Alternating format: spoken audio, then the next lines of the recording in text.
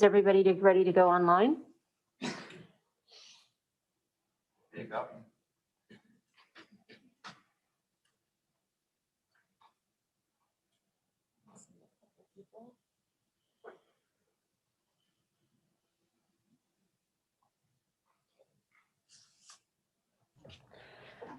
Welcome, everybody. I'd like to call the Comox Valley Regional District Board to order. Today's January 26, 2021. Before we begin today, because in light of Ministerial Order 192, where the public can't be in attendance and many are watching on screen, I just want to let folks know who are watching on YouTube, who's in the room and who's participating via video conference. So today in the room, we have Directors Grant, Directors Grieve and Arbor, myself, and online we have Director Morin, Director Hillian, Swift, McCollum, and Director Cole Hamilton. Did I miss anybody? I think I got everyone. And unfortunately, Director Kettler is not available today due to a medical emergency. In light of the electronic participation by the majority of members and with the consent of the board, we're going to continue with our modified voting procedure, where I'll call for dissenting votes in respect to motions. I may poll the vote if I deem it necessary, if we're having a split decision, or if it's requested by staff or any director. As such, I'd like to remind all directors attending online to inform me when you leave the meeting and return to the meeting to ensure that everyone's vote is accounted for. With that, I'd like to recognize that we're conducting our business today on the unceded traditional territory of the Comox First Nation. I will be reading Article 24 of the United Nations Declaration on the Rights of Indigenous People. Indigenous peoples have the right to their traditional medicines and to maintain their health practices, including the conservation of their vital medicinal plants, animals, and minerals. Indigenous individuals also have the right to access, without any discrimination, to all social and health services. Indigenous individuals have an equal right to the enjoyment of the highest attainable standard of physical and mental health. States shall take the necessary step with a view to achieving progressively the full realization of this right. We have a recommendation to go in camera under subsections 91K, negotiations related to respecting the proposed provision of a regional district service. Move the recommendation. Sure, thank you. 92B on considering information received and held in confidence relating to negotiations between the regional district and provincial government. So that has been moved, seconded by Director Grieve. Is there anyone opposed? And that is carried.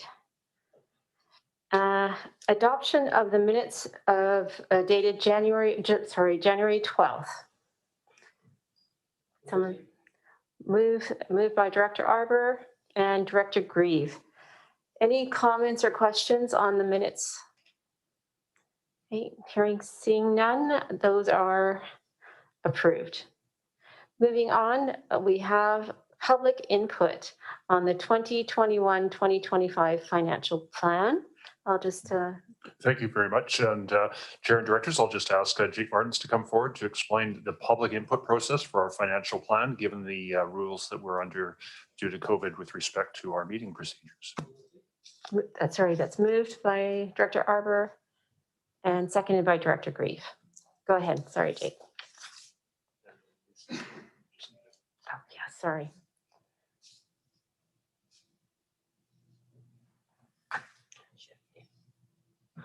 Thank you, Chair.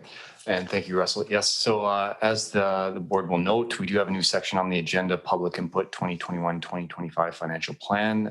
This opportunity is provided annually for the public in which they can provide inquiries or feedback to the board respecting the financial plan and the various services that it contains. Typically, the public also has the opportunity to attend in person and observe the meetings, but due to the COVID-19 pandemic, that is being restricted at the current time. So this opportunity is available, and Kevin will be speaking shortly to the overall financial plan, in which all of the opportunities will be outlined.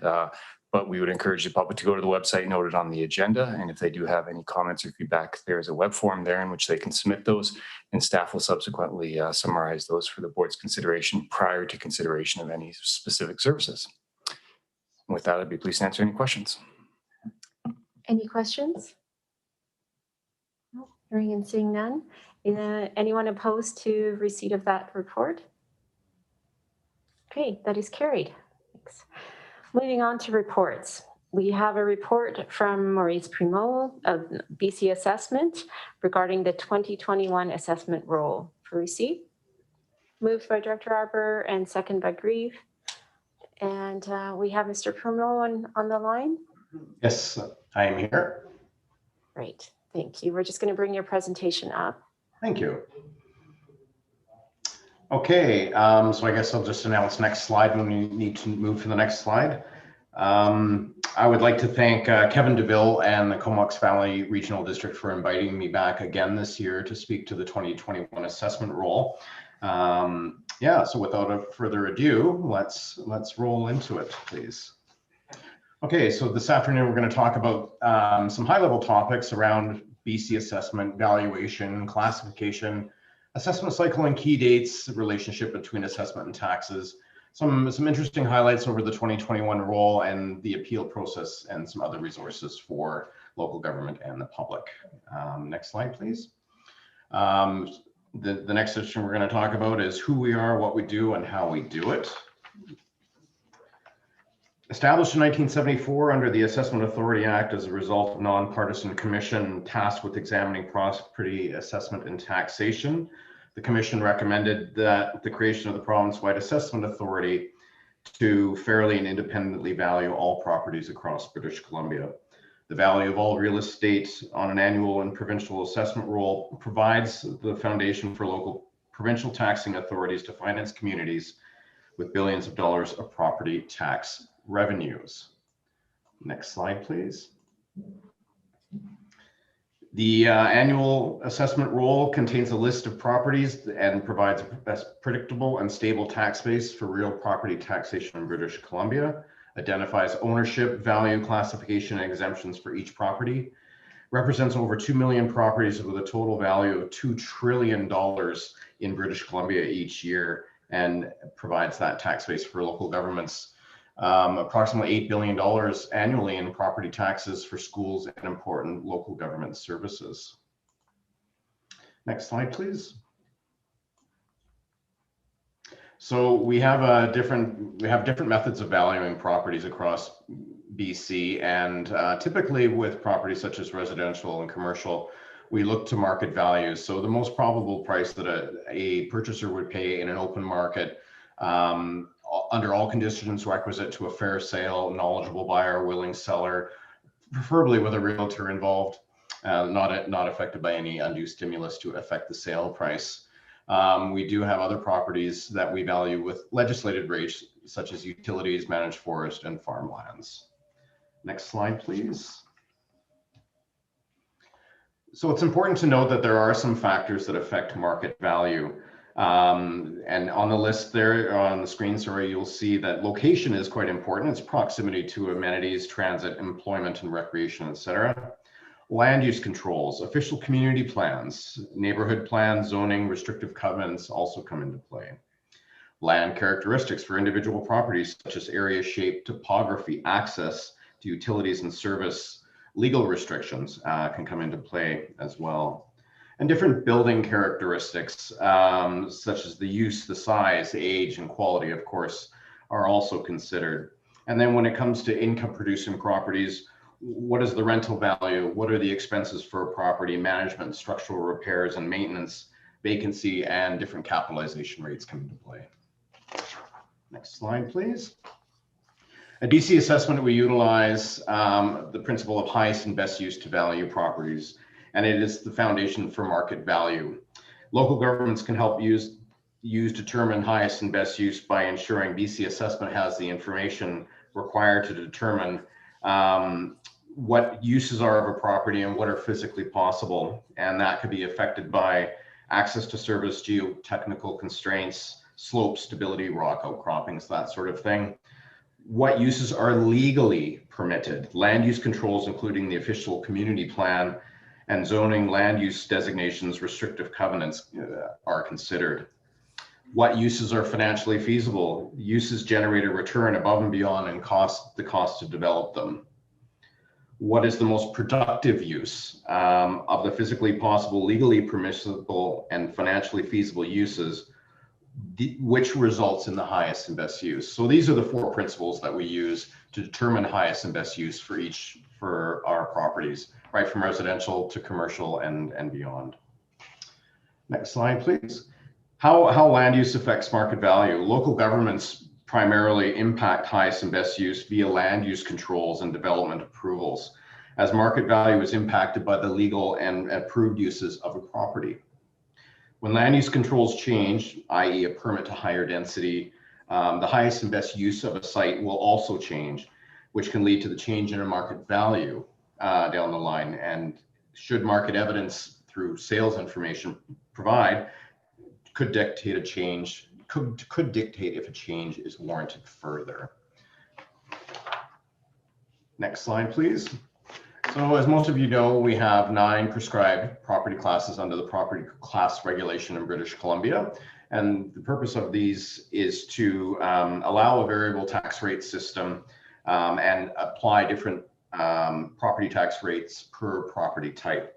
Partial or complete exemptions from assessment and/or taxation can reside in other acts, such as the School Act, Community Charter, Local Government Act, and Rural Taxation Act, that can impact overall applicability of prescribed property class as well. So just for those who haven't seen this sort of diagram before, residential properties can include anything land or improvement used for both residential purposes, including single family dwellings, duplexes, multifamily residences, summer and seasonal dwellings, etc., condominiums. Utilities can include transportation, transmission, or distribution via pipeline, telecommunications, electric currents, signals, compensation, generation, transmission, and distribution of electricity, etc. Class 3 properties are for supportive housing, and those properties are defined in the prescribed property class regulation, Appendix B, by an order in council, order in council at the legislature. Major industry can be land use in conjunction with the operation of industrial improvements and industrial improvements. Light industry can be a gathering pipeline used or held for the purpose of extracting, processing, manufacturing, transportation products, use and storage of products ancillary to the conjunction with the extracting, processing. It's quite complicated. Class 6 is what we call business and other. So this property class is used for all property types that do not fall between property classes 1 to 5 and 7 to 9. It ends up in class 6. It's almost a catch-all for those property types that do not fit into one of the prescribed property classes. Property class 7 is pretty self-explanatory. Managed forest lands, managed by meet the definition of managed forest lands and prescribed rates. Recreational, not-for-profit is anything from ski hills to golf clubs to not-for-profit organizations will fall into class 8. Class 9 is farm classification, and farm classification is granted based on the requirement for the farmer to submit income that meets the thresholds and regulations of the farm class regulation. So just before we depart this slide, it's very important for everyone to understand that these prescribed property classes are in place, again, for the fair distribution of taxes among the different property types. And as if you'll notice when you look at any tax bylaws for a certain year, you'll see quite a variation in rates between residential, say, and industrial, class 6, farm, etc.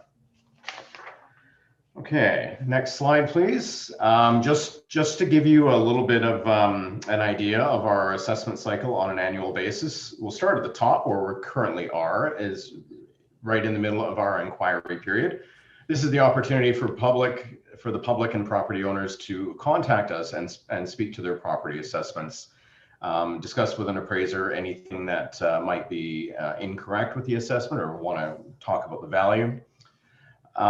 Soon we're going to move into our next phase of our assessment cycle, which is the property assessment review panel, where we hear property assessment appeals in front of a panel to determine where we need to move with next steps in terms of possibly adjusting the panel a value or apply another change to something on the face of the assessment roll. From April 1st to September 30th, we complete a number of assessment projects throughout the year to capture as much information as we can for the following assessment roll, everything from local project studies to analyzing sales in a marketplace, to look at land use controls and OCP changes, to new subdivisions, new developments, etc. April 30th is the deadline to appeal to the higher level appeal realm, which is the Property Assessment Appeal Board. This is a more formalized appeal of your property assessment with an associated fee and heard formally with submitted briefs. July 1st is our valuation date every year, and I encourage everyone, when they look at their assessments, to think back to July 1st on what their value should have been in the known market at that day. October 1st to December 31st is what we internally call roll production, where we start setting the assessment roll for each year. We look at all of the sales that have come through in the year. We process all of the subdivisions, all the land use changes, all the classification changes, and changes to the properties that have occurred throughout the year. When we do that, we look to October 31st, which is our physical condition and permitted use date. November 30th reflects what's on land titles. December 31st, we send out our assessment notices, and December 31st is our liability for taxation as per who is on the assessment roll. Next slide, please. Once we've done all this work, we then take the assessed values and we turn it over to our local governments as a tax base. After we authenticate the roll through the Property Assessment Review Panel, the local governments then apply their property tax rates. And then, of course, as you know, part of the formula is the property taxes due typically July 1st. Next slide, please. This is an interesting graphic that's available on all assessment notices to help the public understand changes in assessments. Typically, if your assessment has gone up 20%, your property taxes will not be going up 20%. If your change is lower than the average change of a property class, let's just say the residential market, your taxes are likely to decrease. If your change is similar to everybody in say the residential property class of your neighborhood, then your taxes will likely not change. If you're higher than the average, say you've made some changes to your home that are higher, that change the overall assessed value to be higher than what the average is for your neighborhood, you can likely expect a tax increase. So this is predicated on a local government possibly not changing budgetary needs for the following year and all things remaining constant. Okay, so in the next few slides, I'm going to speak to what's kind of happened in the different areas of the Comox Valley Regional District at high level. Next slide, please. So provincially, we've seen a 1.1% increase in total properties of the province, now sitting at just over 2.1 million properties that we value on an annual basis. The increase from the 2020 roll in terms of total value is just over $2 trillion. Sorry, it's up 3.9% to now just over $2 trillion in taxable value. Sorry about that graphic there. It didn't work out on that last slide there, but total non-market change we found in British Columbia this year has dropped to 22.6 billion. So if you kind of think about this in greater terms, since we were founded in 1974, total folios assessed in the province when we first started out were only 879,000, and now we're up over 2.1 million folios. Total assessed value in the province back in the day was 42.2 billion, and now we're sitting at over $2 trillion. So quite an advancement for BC assessment since 1974 and managing all of the assessment work that we do in British Columbia. One of the things I want to cover just quickly before we move on is what non-market change is. I'm going to speak to that a little bit further in terms of the different areas within the Comox Valley Regional District. So non-market change is change to your assessment role, this is more for local governments, change to your assessment role that's not driven by market. So your residential market might go up 5%, but your non-market change might go up 6 or 7%. What is non-market change? Non-market change is your change to the role not related to market, as I just said. So it would be things such as taking raw land and creating fee simple individual lot subdivisions, which didn't exist on the roll previously and obviously have a higher value than the raw land. New construction, any new houses or businesses that we add to the assessment roll is deemed as non-market, was not there the year before. Any sort of boundary extensions or classification changes can also lead to non-market. Okay, next slide, please. So if we look at the Comox Valley Regional District as a whole, this year we've had a minor increase in total properties over the 2020 roll. It's sitting at 34,000, just over 34,000 properties now, up 0.73%. The overall total value of the assessment roll for the Comox Valley Regional District is up almost 5% to 20.68 billion. Non-market change, this is an interesting one. It's up quite a bit. It's up 12.41% to 3.75 million. It's up about $41 million over last year. And within that $375 million, where your non-market change comes from is almost $368 million in new single family construction and about 5.2 million in class 6, which is typically your business and other or commercial properties.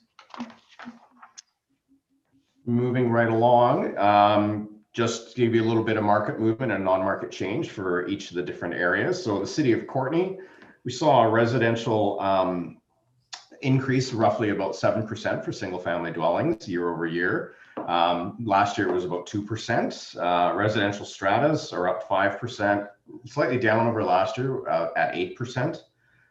Commercial properties down this year, minus about 3%, whereas previously they were up about 10%.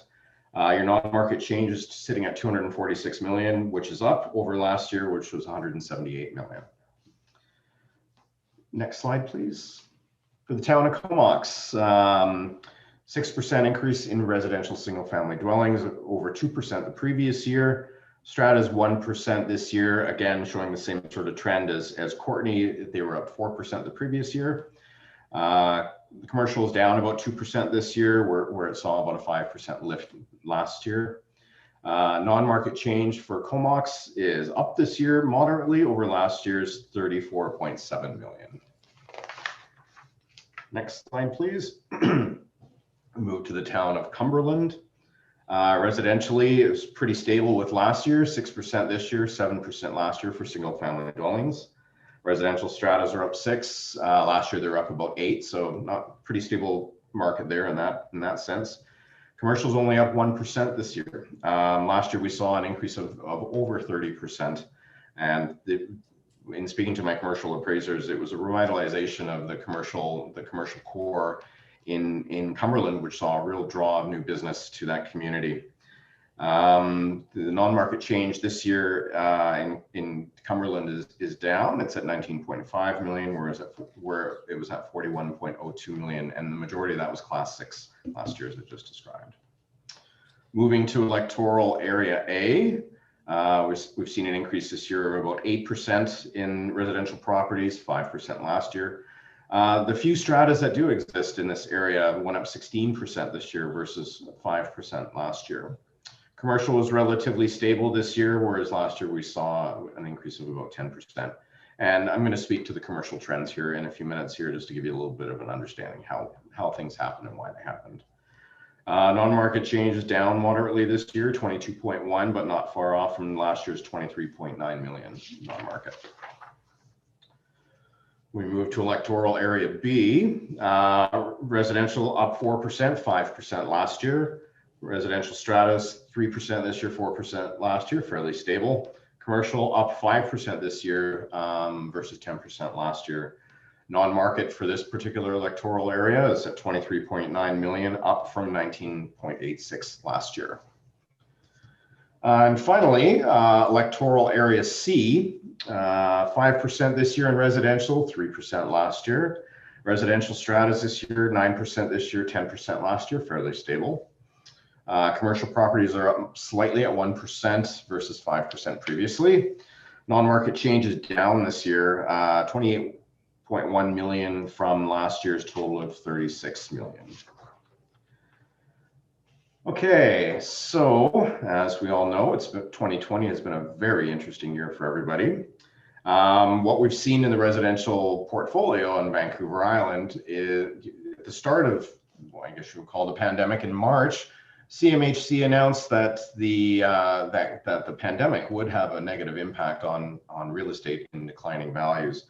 We've seen quite the opposite in that on Vancouver Island. Our sales volume is up over 50% over the previous year in the marketplace. Having talked to realtors and other appraisers outside of BC Assessment and within, it's been a very aggressive and busy year on Vancouver Island for the acquisition of real estate, which has led to sales higher than list and multiple bids on properties is very common this last year.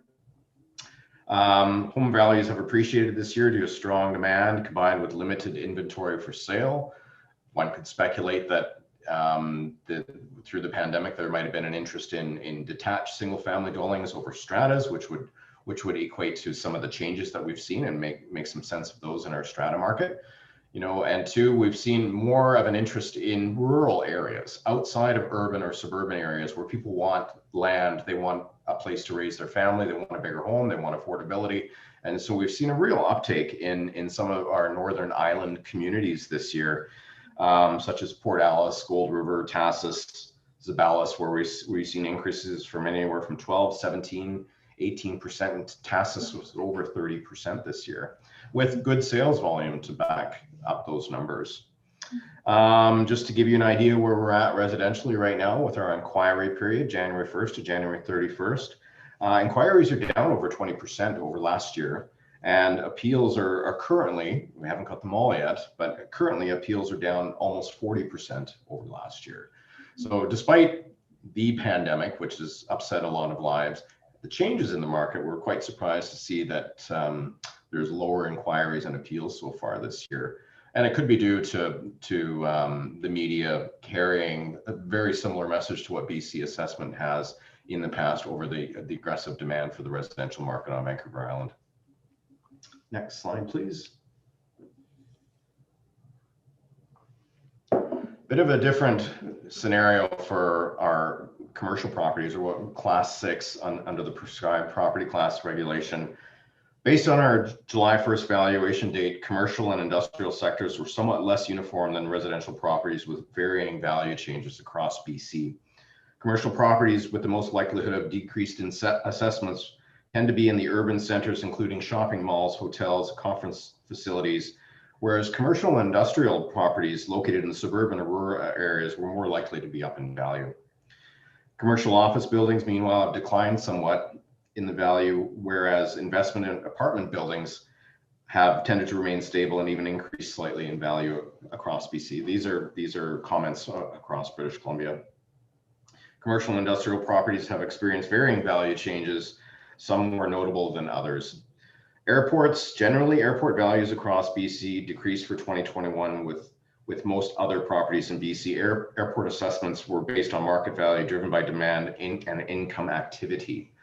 We all know air travel was down substantially in 2020 due to COVID. A drop in traffic and hence revenues had a negative impact on the assessed values of airports for 2021 and other properties.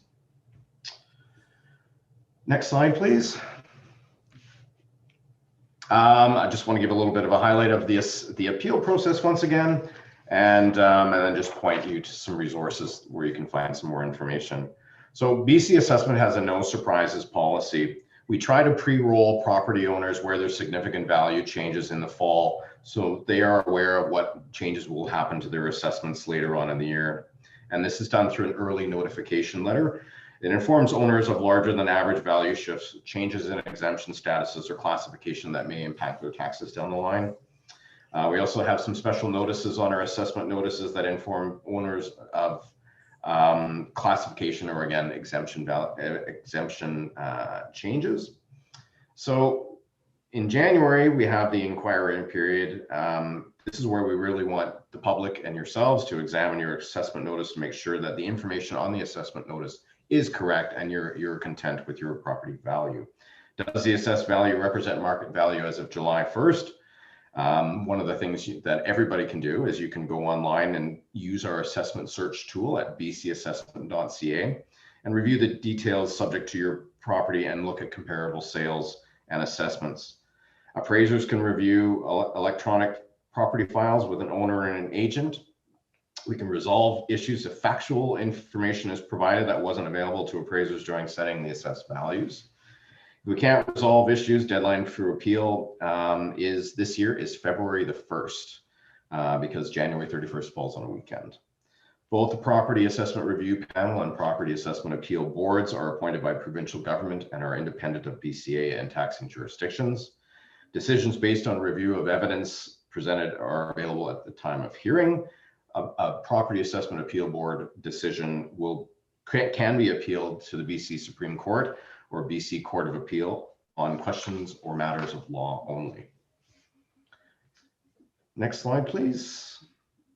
Just like to draw your attention to some resources to help you and the general public understand their assessment notices and their assessed values more clearly. We have an assessment search tool that I spoke to, where we also have property information maps and trends that you can look and see what's happening in a particular area. You can look at all areas of British Columbia and see what different segments of the prescribed property class properties have done. Right now we offer residential, industrial, commercial, and commercial, yeah, the 3 property classes. There's some frequently asked questions for everything from farm classification to First Nations. There's lots of information there. Of course, we have a YouTube channel that you can find more information. We have data advice for our local governments, Assessment Link BC, which is also available to our local governments to run specific reporting out from their assessment role. We have the standard building permit report, which helps us integrate your building permit data to our system more seamlessly, and the service boundary web maps. We also have a Citrix file share initiative that we've launched throughout British Columbia to help our local governments get information to us in a more expeditious manner. It's done through a Canadian cloud-based server process where you can essentially drag and drop files of information to BC Assessment, and we don't need to visit your local government offices, likely due to COVID and such. We can take building permits, boundary extension changes, and all sorts of information from there. That brings to a close my presentation for the afternoon. Thank you. Are you okay to take questions? Absolutely. Thanks. We have a question That from was the Director next slide, Arnold. actually. All right. Thank you for the comprehensive presentation. And I have one, maybe 2 questions if the chair allows. So I think you did a great job of explaining the process of BC assessment. One little thing is when it comes to, as you say, comparative to your neighbors, your share of taxes will move or not depending on what is happening across the area. But in the regional district, in the rural areas, Hornby Island gets put in the same basket basically as far as Black Creek. And for Area A, I'm wondering if you have the numbers broken down for Hornby and Denman, because Area A showed one of the largest increases at 8%, but I'd be curious. I'm getting reports of up to 20 or 30%, and there's talks about many residents of a group appeal process. Mm-hmm. So I'm wondering if you can give us both information, if you have those broken down year-over-year figures for the islands and also the group appeal process. And if there's time, I'll ask my second question. If there's time. No, that's a good question. Thank you for asking it. As I mentioned earlier in my presentation, every year we look at sales to set a market, to set market values in an area. when we have unique properties such as small islands and, Hornby, Denman, and then even some of the smaller islands throughout the coast. We need to look at sales in those specific areas to help us understand where the market has gone in that year to set the assessment roll. So my staff did pull a bit of a breakdown of some information together, and of course, any member of the public can call one of the appraisers and get the sales information that occurred in their area to understand their values better. That's why we're here to serve you. So in the last 3 years, between 2018 and 2020, the roll close, we've seen a total of 67 upland sales and 7 waterfront sales in the area, with an assessment to sales ratio, which means assessed value is this close to a sales price, of between 90.96 and 1.02, which is extremely tight. So we've got quite a bit of market evidence for property value changes that have happened on Hornby Island. And we've got an additional amount of sales, I'm going to say 32, 40, 45 upland sales in the last 2 years that would support the values, and another almost dozen waterfront sales that would speak to value changes in Denman. I was just speaking to Denman Island there. Hornby Island, we've had 5 vacant non-waterfront sales and 17 improved sales this last year alone on Hornby Island. Denman Island, sorry. Land increase has on average gone up 7% for non-waterfront across the board. We've got some vacant waterfront sales, which we don't get very often, but we've got 2 of them that are very, very strong, and 8 other waterfront improved sales. Let's see what else we hear. So just to reiterate, every year when we go to set values, we have to have some sales evidence to move our market the way we do. We don't move market just based on speculation, but we do it only on the evidence that we're provided through the sales that have happened in that market. And we're happy to provide those to any property owner that gives us a call. I hope that helps you with your question. But I didn't have anything in greater detail broken out for you. Thank you. So for Denman, my takeaway is 7% in non-waterfront year-over-year increase. Do you have that figure for Hornby by any chance for non-waterfront year-over-year? Because part of my role is to clarify to residents too what the actual facts are. Yeah, absolutely. I do not have that change in value other than what I was provided here. But one of the things we do need to remember when you look at your assessment, it's overall and the end, and it's in the Assessment Act, is the total value. So every year is a new year at BC assessment, and we review the assessment roll on an annual basis based on sales that have happened in that previous year. So irregardless of what a percentage change might be, we need to really understand, is the total value correct? The percentage changes can catch people off guard and think, well, how can I go up 10%? How can I go up 16%? So what we do at BC Assessment is we share that sales information with them to help them understand what the market was willing to pay for a property in a specific area. I do encourage you to give us a call. We're an appraiser. I can provide it offline, names of appraisers who can help you out with more specific information for Denman and Hornby, if that helps you out. Thank you. I will follow up. And one last question. Do you have any trend on Vancouver Island around the price of forest lands, timberlands for the year? I don't have that information. I don't have that information prepared for this discussion, but I can provide it to you in an email. I'll have to consult with our managed forest team at head office. They manage that particular portfolio. Thank you so much for the time and the good presentation. Sure. I don't see any other questions. So I'd like to thank you, Maurice, for your presentation. And I'll ask, is there anyone opposed to receipt of the presentation for BC assessment? Hearing none, that is carried. And thanks again. Thank you very much. And if you think of any subsequent questions, please, you can send them through Kevin DeVille directly to me, and I'll get back to you as soon as I Great. can. Thanks. Thank you And I very much think for all having the me. directors heard that, so we can contact Kevin. Yes, thank you. Item number 2 on the agenda is the 2021-25 proposed financial plan budget presentation by Kevin DeVille. So moved and second on receipt. And Thank you very much, Chair and Directors, and Kevin DeVille will provide a presentation to you to outline where we're at and identify some of the services that we provide to you and answer any of your questions.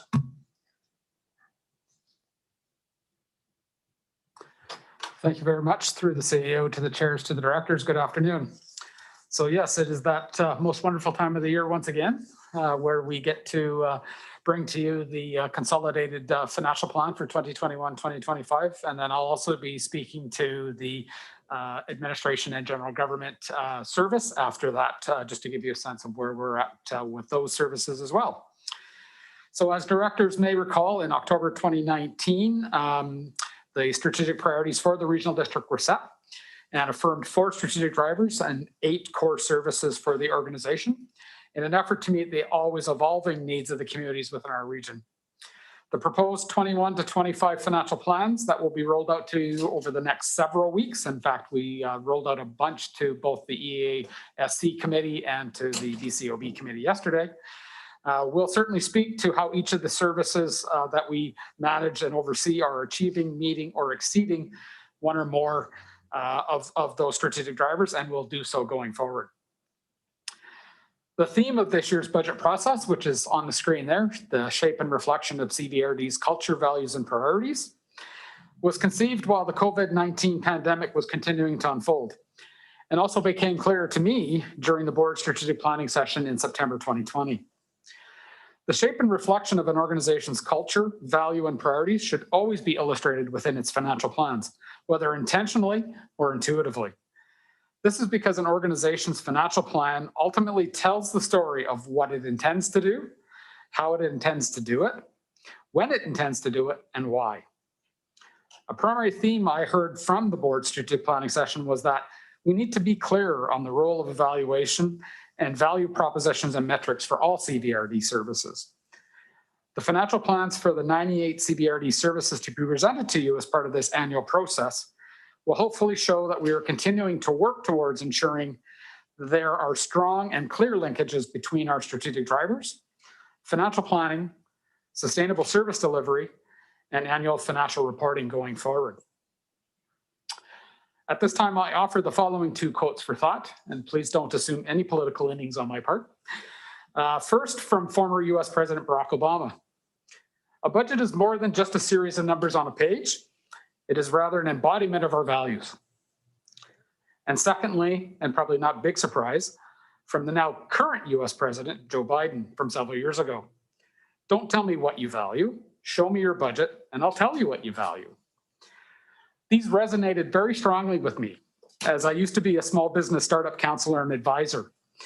And I often spoke to my clients around how, when they developed a business plan or a financial forecast, those 2 items really tell the story of what you're intending to do. So it's I think, really important to recognize that those documents really kind of outline, kind of what we're doing, how we're going to do it, and how we hope to get there. Of course, during this presentation and the subsequent one, if anyone has any questions at all, please let me know. If further information does deem to be needed and gathered, we will certainly endeavor to do that and bring that back to the next meeting. Hopefully, however, any questions you may have will be answered over the course of these 2 presentations I will be providing today. The various CVRD committees and commissions will be presented with staff reports and presentations focused on those budget areas and services that fall under their respective purviews, during which time questions will continue to be received and responded to in a timely manner as possible. The discussions and recommendations that flow out of these sessions will, of course, shape the next stage of the annual budget process, being the recommended financial plan, which is typically set kind of in early March.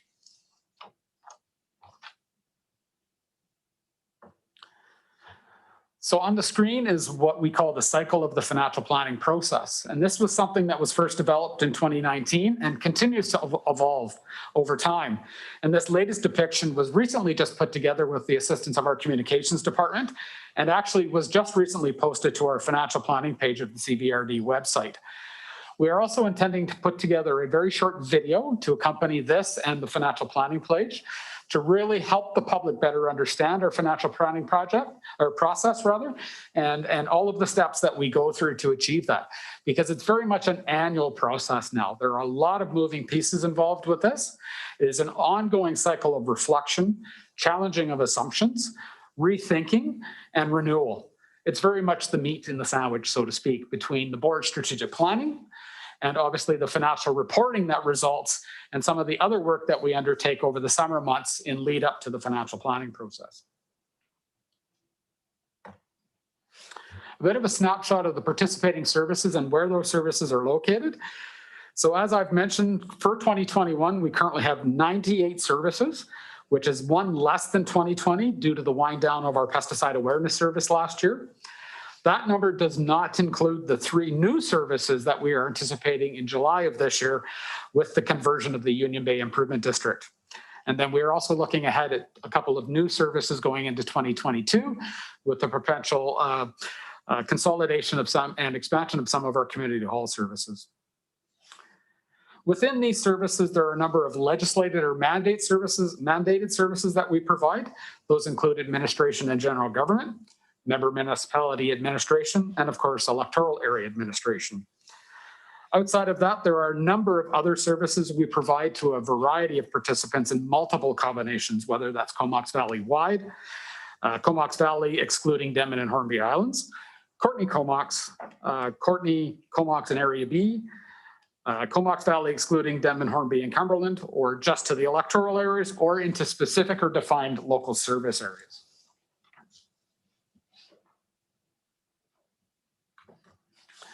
So I mentioned in the introduction, there are 4 strategic drivers, and those are listed on the slide there, and those are reflected in each of the 8 core service areas that were identified by the board again back in 2019.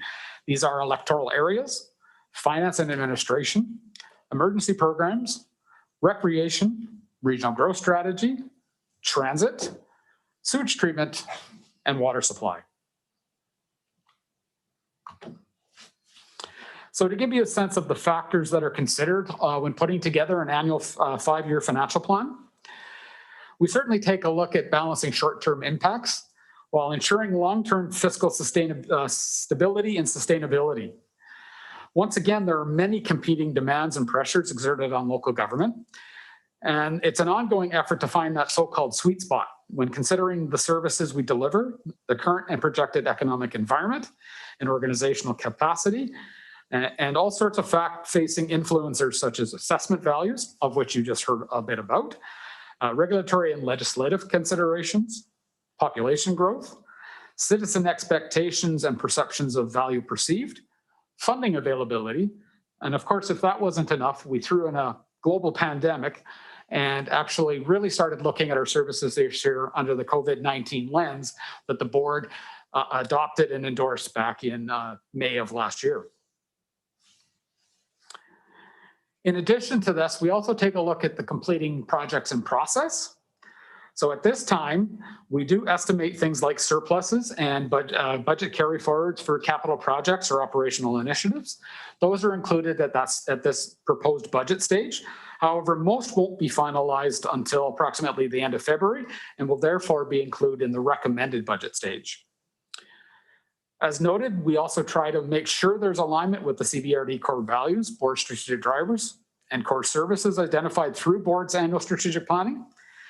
And we always try to be fiscally responsible and look at managing risk and contributing to reserves for the future, which is why we're moving towards the development of forward-thinking reserve, grant, and debt management policies and practices that both keep an eye on the big picture while supporting our specific services And that is a key goal for us in finance over the next year or so.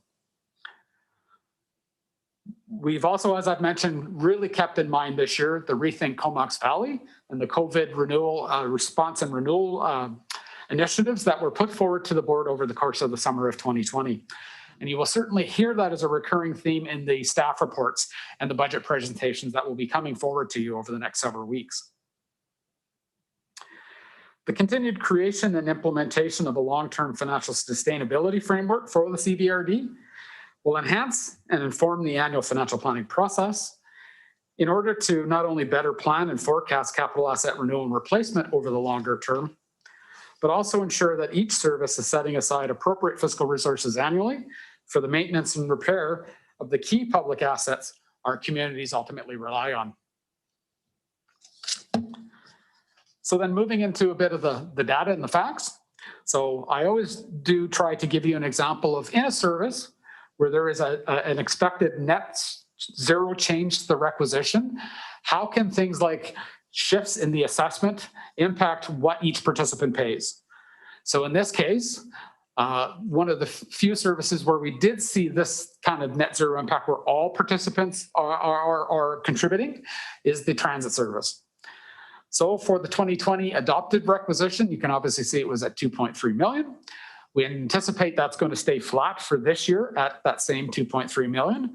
But you can see on the slide there that definitely, because of those changes in the assessment base and the mix of where those are located, each participant's portion of that will change slightly. In this particular example, municipal participants are based on converted assessments for general purposes, while the electoral area participants are, of course, based on converted assessment for hospital purposes.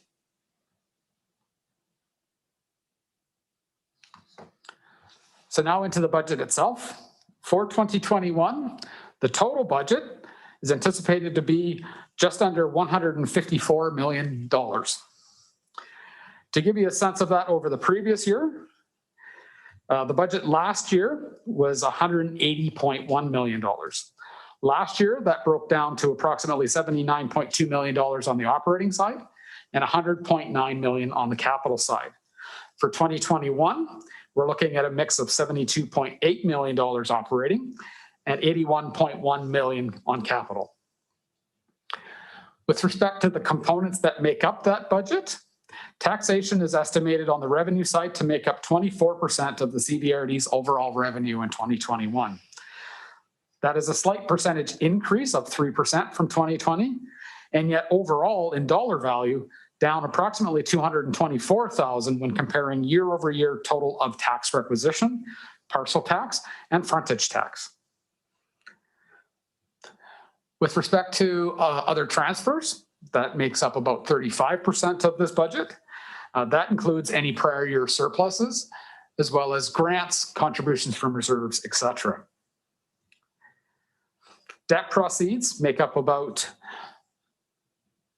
23%, which is flat from last year. It was also 23% at that time.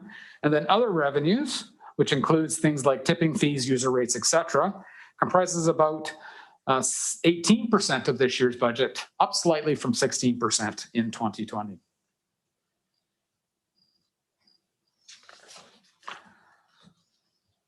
So to give you a sense of where the changes are occurring and what you can reasonably expect at this early stage for requisitions. So as noted up on the top of this particular slide, requisitions including sewer, because sewer is not technically a requisition, but is often kind of presented as one. Last year, our total requisitions were 35.7 million. This year, we're anticipating we will end up at about just under 35.5 million. That's a reduction of $218,693 or 0.61%. If you take sewer out of that mix, the reduction in the overall requisitions is actually down $618,000 or 2.11%. So staff really took it to heart when looking at things in a, such as the COVID-19 lens and other efficiencies and factors to really try to make sure we were presenting a balanced approach that obviously recognized the current state that we're in, and hopefully, in an effort to provide at least some modest relief to taxpayers while continuing to support the key services that we do need to continue to deliver. I think it's also important to identify that in addition to the 12 services that I've listed on this slide here, where we will see some potential increases, and again, these will be all going through the various committees and commissions for further detailed presentation and discussion. We have approximately 32 services where there's either a net zero or a very near net zero increase out of the 98 services we currently deliver. And in fact, we have 13 services where we see some significant decreases. And the largest one in that bunch is certainly our solid waste service that we do jointly with the Strathcona Regional District, where we're seeing $1 million reduction in that requisition year over year. Our requisitions also should be reminded are coupled with those of the Comox Strathcona Regional Hospital District. And of course, in the 2021 proposed budget for that service or that hospital district, it has been proposed to reduce that requisition from 17 million to 12.6 million, resulting in a $4.4 million reduction. That can have an impact of up to $70 on a household valued at $500,000. So that's a substantial savings that will be passed on to residents. As I mentioned, further details and background information on each of our services will be covered through the various financial planning staff reports coming forward to the board, committees, and commissions as we move forward in this process. To give you some information on parcel and frontage tax and user fee impacts, as you may recall, we began an equalization parcel tax process back in 2019 with respect to a number of our smaller water local service areas in an effort to begin the process of amalgamating a number of these services. That process continues, and we fully expect, outside of the Sandwick service, to have that complete by 2023. We'll be taking a look at where all of those services are at over the course of 2021 and hope that we can accelerate that process. With respect to parcel tax rates going into 2021, they're largely expected to be the same as in 2020, with the exception of a small parcel tax increase in King Coho Sewer. And of course, with England Road Water, one parcel tax was completed in 2020 due to the 20-year debt retirement that was part of that service area. And of course, as I just mentioned, any user fee changes will be brought forward to the board or the various committees as part of the individual budget presentations. To give you a sense of now of the consolidated requisition comparisons, this table kind of illustrates it, broken down by certainly first electoral areas, not inclusive of solid waste initially. Also provides it for the municipalities without sewer and solid waste initially. We've then broken out waste management or solid waste specifically, where again, I see that the $1 million reduction in the requisition is listed there. Sewer, the $400,000 increase identified there is part of a long-standing approved process that the board undertook back in 2016, 2017, and we're continuing to move forward on that basis.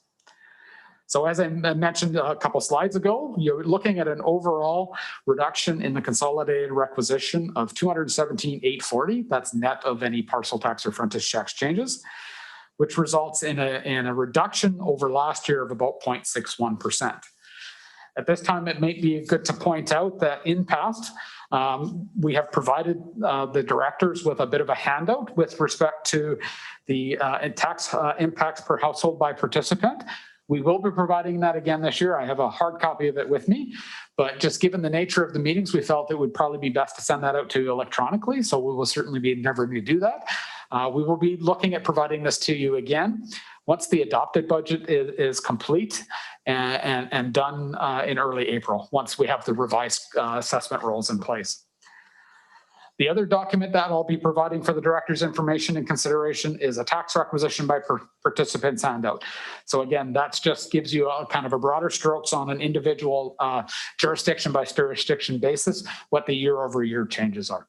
So certainly expect that to be forthcoming.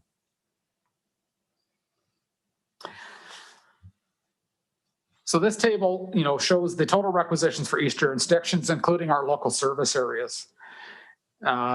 Increases in requisition in any jurisdiction is due to either increased revenue requirements provided through the service, increased assessment values, as Mars Primo spoke somewhat, that impact the apportionment of requisition among the participants in the service area. As I mentioned, even in a service area with zero increase in requisition, there may be increases and decreases in the apportionments due to the assessed value shifts. It could also be a combination of these two factors. There may also be a loss of other forms of revenue, such as grant funding, surplus funds, depleted reserves, that also could necessitate a tax increase, or in the opposite, could, I suppose, necessitate a slight decrease. And once again, just wanted to highlight that the Comox Strathcona Regional Hospital District in 2021 is proposing to have a reduction in their requisition by $4.4 million.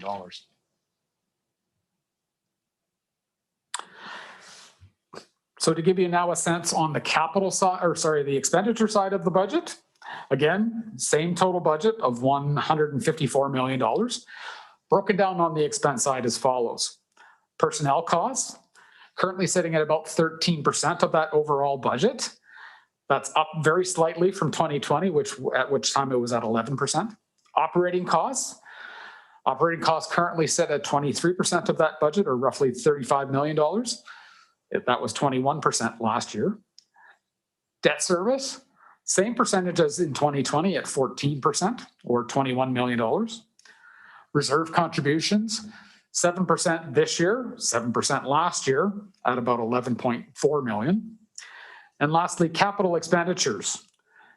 Capital expenditures this year anticipated to be 43% of total budget, whereas last year it was 47%. And that's largely due to the continued implementation of some of our key capital projects, such as the water treatment plant.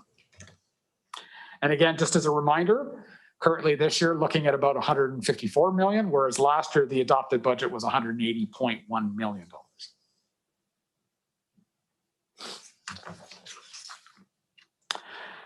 To give you a sense of some of the personnel changes included in this year's proposed budget. So in 2020, our full-time equivalents were at 190.93 with a total headcount of 244. That takes into account a number of our casual positions, primarily within our rec facilities and somewhat in some of our other services. Anticipated this year is a small decrease in that overall FTE count to 189.48.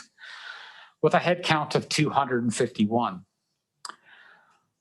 There are 3.4 FTEs included in this year's financial plan, and I'll be speaking to those in a moment. So the 3.4 new positions proposed in 2021, coupled with the changes in previous or existing positions, have resulted in an overall FTE decrease from 20 to 21 of 1.45. And currently, the headcount and FTE figures included here do include our furloughed positions within the recreation service.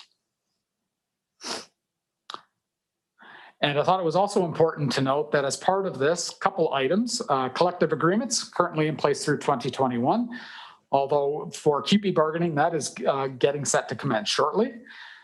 And further, currently between our full-time and part-time positions, we have existing vacancies within the organization of about 15.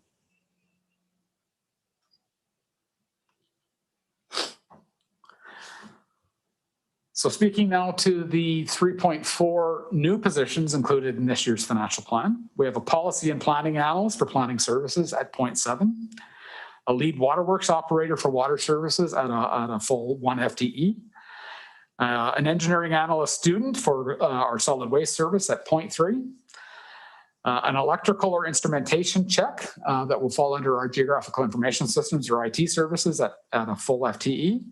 And lastly, a bylaw compliance officer at 0.4. And some of these were actually mentioned yesterday as part of the budget presentations to our electoral areas.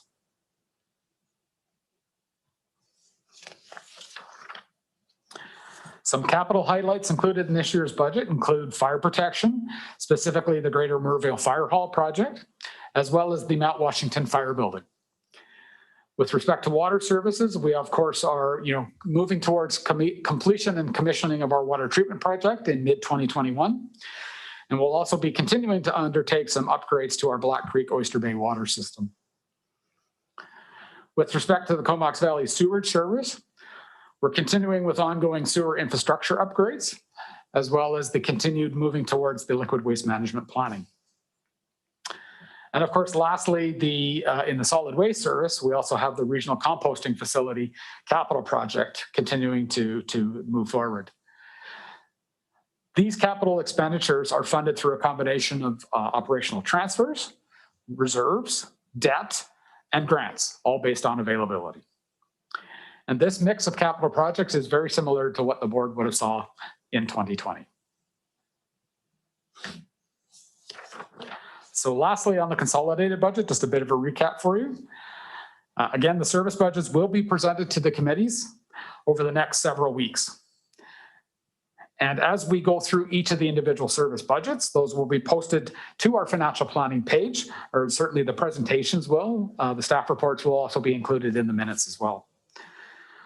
Also, subsequent financial plan presentations delivered to the board will be posted on the website as well. We will retain the past 8 adopted financial plans on the website, going back to 2013 through 2019.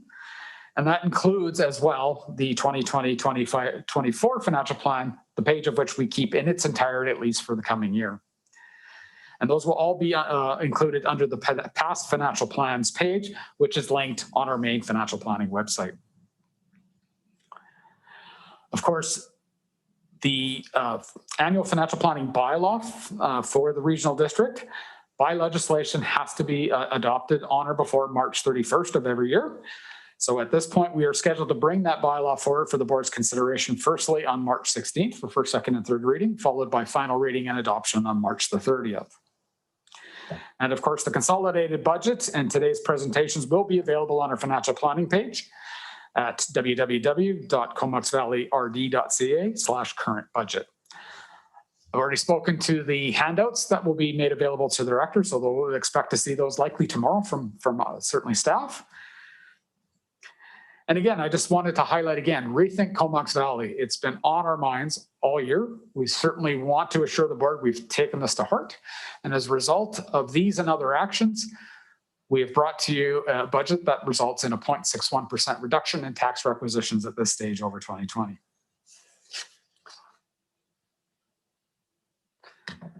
And I'll wrap up on the consolidated for now and certainly be available to answer any questions. Thanks, Kevin. I don't see any questions in the room. I don't see any hands up yet. I'll give just people a second if they wanted to ask questions, but thanks for that very thorough presentation. I see Director Morin. Not a question, just a comment. Kevin, I always enjoy your presentations. You make this report easy to digest for those of us not having the expertise in this department, and I just really appreciate how you present and how you lay out the report. So thank you for that. Thank you very much. Director Arbour. Yeah, thanks. Definitely. Based on the ESC yesterday and going through the first 19 budgets, we can really tell that staff have put their minds to both tighten up, but also maintain our strategic direction and a lot of our priorities. And I've been so far really impressed. I look forward to the other budgets. I wish it was a simple story in the regional district that everybody's going to get a 0.61% decrease in their taxes. That won't be the case due to assessments and different participation in different services, but that will come clear over the next couple of months. Thanks for a great job presenting, Kevin. Thank you. Thank you. And Director Grieve. Thank you, Madam Chair, and thank you, Kevin. Yeah, I'm very heartened to see that the contribution to reserves is fairly stable. My biggest fear was that, we would, under the guise of COVID relief, we would start getting in a position where we'd be putting our hands in the cookie jar and then having to make up for it 2 or 3 years down the road. And I've said this before, but I think that maybe we were a little premature and naive in the fact that we thought that by now COVID would be all over with. And in actuality, we're probably heading into the darkest hours right now. So because it's very, very difficult, as you know, to raise taxes back up. And if you're actually providing good services for those taxes, I know we crowed a little bit about the reduction in the hospital district budget, but we're going to be speaking about homeless support services in the next item. And when we're taking $4.5 million out of the budget, that might be good value considering. And I made this before, is not the table to talk about it, I know, but when you've got a pandemic on one hand, aging population, and the opioid crisis all happening concurrently. So my question is, though, as far as decreasing it, what about the value of putting a 1.7 or something % increase per year just to keep pace with the rate of inflation, the cost of living? Because otherwise you're losing ground all the time anyway. So I wonder if you can speak to that. Yes, through the chair to the directors. So certainly, when meeting with the budget managers on an annual basis, we always try to look at, what should we be doing with respect to not only tax requisitions, but certainly our reserves. Because I do agree, we really have to look at a balanced approach when looking at our reserves and ensuring that we're not unintentionally drawing down all those reserves today when we very well may need them tomorrow. And of course, we manage some significant capital infrastructure on behalf of our communities, and those pieces of infrastructure and key critical items will need constant renewal and replacement. We certainly do look at cost of living. I think that has to be part of that mix when looking at how we move forward. So, certainly we will continue to do that. And at the same time, we also have to look at, kind of what our annual work plans are. And on that basis, try to project as best we can, because yes, definitely, with a pandemic continuing to unfold, it certainly has proven to be a challenge. In fact, I mentioned that quickly when I was speaking with the local radio station today, that we certainly didn't anticipate we'd be here a year ago still dealing with this, but we've tried to put our best possible foot forward. And of course, given this is an annual process, we'll be continuing to kind of take that step back and reevaluate. Yeah, if I could just add to that too, Chair. I think it's up to you as the directors to really scrutinize each and every service budget, because the impact and the changes made are unique to every service. But as Kevin says, I want to assure you that we're not undermining contributions to reserve. We're looking at each and every budget line in terms of what are the tangible things that we can do to respond to your direction. As an example, in the case of the solid waste service, something that you share with Strathcona, but a significant reduction. How is it possible that a requisition could be reduced by $1 million? It's because of looking at the strategy to which we will fund our capital projects over time, and finding a strategy which will rely a little less on contributions today and maybe a little bit more on user pay, those that benefit from the capital items. So it's a strategy in terms of how we will fund those matters. That may just be a shift to the future who benefit from the services. But again, each and every one is different. And if it doesn't meet your expectations, that's up to you to advise us how to adjust it for each of the services. Thank you, Russell. And I'll just chime in that based on the presentations that were made yesterday to electoral areas, I think staff have done a really good job of balancing the drivers and the direction that the board gave around rethink. So my kudos to staff for that. I don't see any more questions, so I will call the question on receipt. Anyone opposed to receipt of the financial plan budget presentation? Seeing none, that is carried. Moving on to the homelessness support. Oh, Sorry. Sorry about that. We're still on the budget and Kevin has a lot more information Oh, for us. we There still are, do. he's Sorry. given us the consolidated, and what we have is 4 different budgets: municipal admin, administration and general government, electoral area, and municipal debt. So he'll just go through each one of those.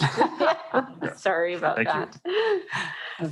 No worries, through the CEO and chair to the directors. So yes, now that we've gotten the consolidated out of the way, I wanted to give the board a sense of a couple of the budgets that do fall under the board's direct purview, and that is member municipality admin along with electoral area admin.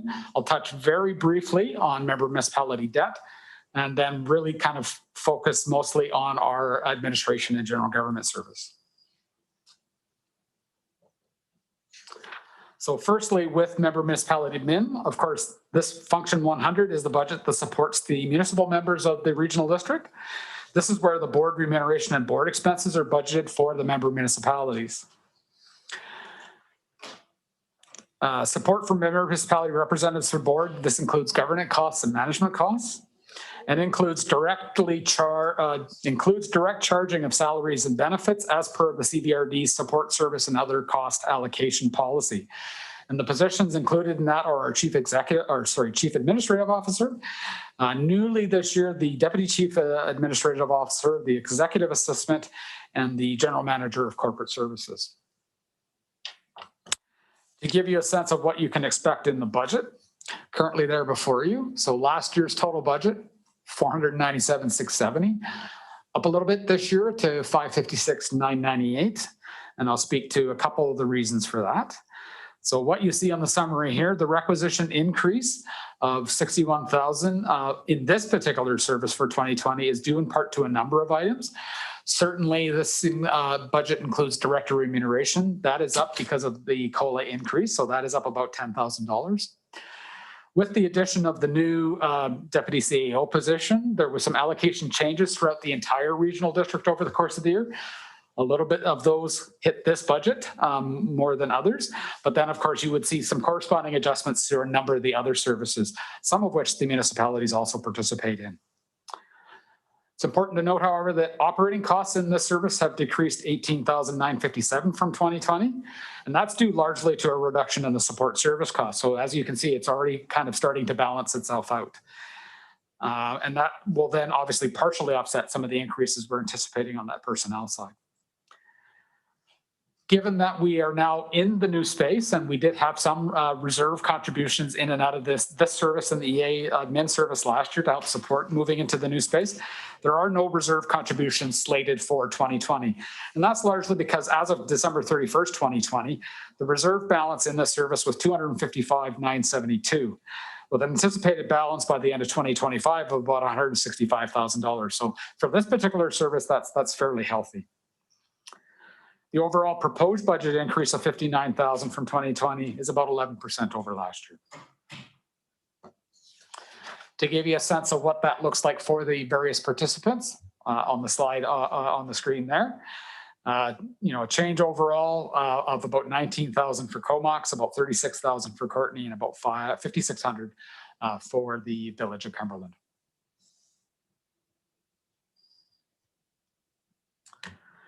Moving then into the electoral areas administration and elective services. This is our function 130 and 131. So of course, as 100 is the service that supports our member municipalities, this is the one that supports our electoral areas of the regional district. Again, this is where board remuneration and board expenses for our electoral area directors are budgeted.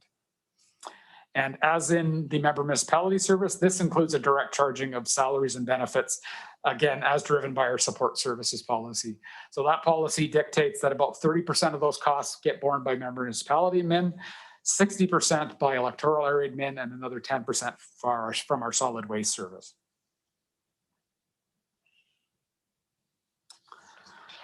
The anticipated or proposed budget for this service for 2021. Overall, a very modest increase in the overall budget of about $6,400. A modest requisition decrease over 2020 of about $2,500. The reserve contribution in 2021 is therefore facilitated by the anticipated decrease in support service costs, which is actually down about $34,000 over 2020. and will certainly be utilized to soften annual requisitions over the remaining 5-year financial plan. Reserve levels are estimated in the service to be at just under $45,000 by the end of 2020, with a balance by 2025 of $64,000, so growing slightly over the 5 years. And operating costs are anticipated to decrease by $38,766 from 2020, largely again due to the reduction in support service costs.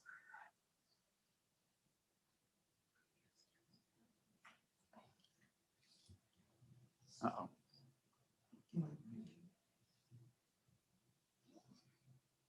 Oh, forgive me, you're having some technical, oh, there we go. To give a sense of the requisition shift for the 3 electoral areas, and this is of course, as was previously based on the 2021 completed assessment roll.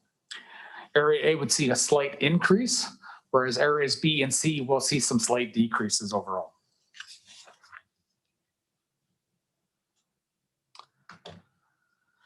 Quickly on member municipality debt, our function 190. This is of course where member municipality debt flows in and out of through the regional district. As we've mentioned to the board previously, municipalities are required to borrow through regional districts under the Local Government Act and Community Charter. And so of course councils adopt loan authorization bylaws, which require Ministry of Municipal Affairs certificates of approval. Councils would then pass their security issue resolutions and forward to regional districts or the municipal finance authority. Regional districts would then adopt security issuing bylaws, which again requires that ministry certificate of approval. And then borrowing method is issuance of debentures by municipal finance authority. Agreements are entered into as follows. So through MFA, through the regional district to those municipalities. So like I say, regional districts are essentially the guarantor for the debt taken on by the local municipalities that are participating within that regional district. And so for 2021, budget in front of you there, up slightly by $66,000 overall. In 2020, there was some new debt issues for the Village of Cumberland to do with their drinking water system upgrades. And we're also anticipating in spring 21, the Village of Cumberland will be entering a debt issue for their new fire hall project.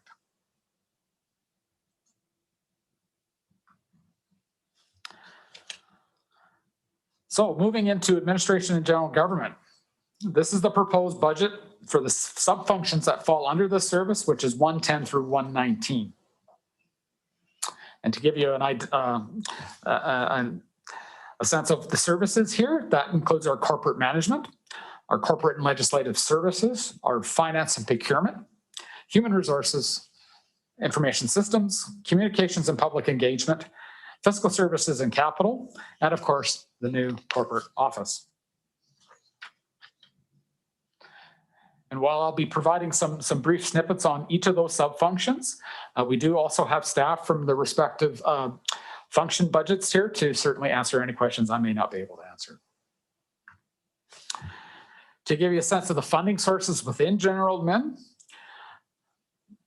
the primary source of funding is our support service cost allocation policy. Admin charges are sent out to each CBRD function, with the majority of funding through this charge out or cost allocation recovery from each of our services based on that policy. And of course, that policy was adopted by the board in 2012 after an exhaustive process that the organization went through.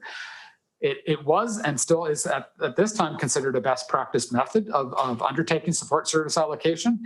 And of course, therefore, is still used to calculate these charge outs for general administration. In addition, we do have some other revenue sources, both as admin fees through the North Island 911 Corporation and the Comox Strathcona Regional Hospital District. And the only taxation currently included in general administration is an annual tax requisition of $175,000.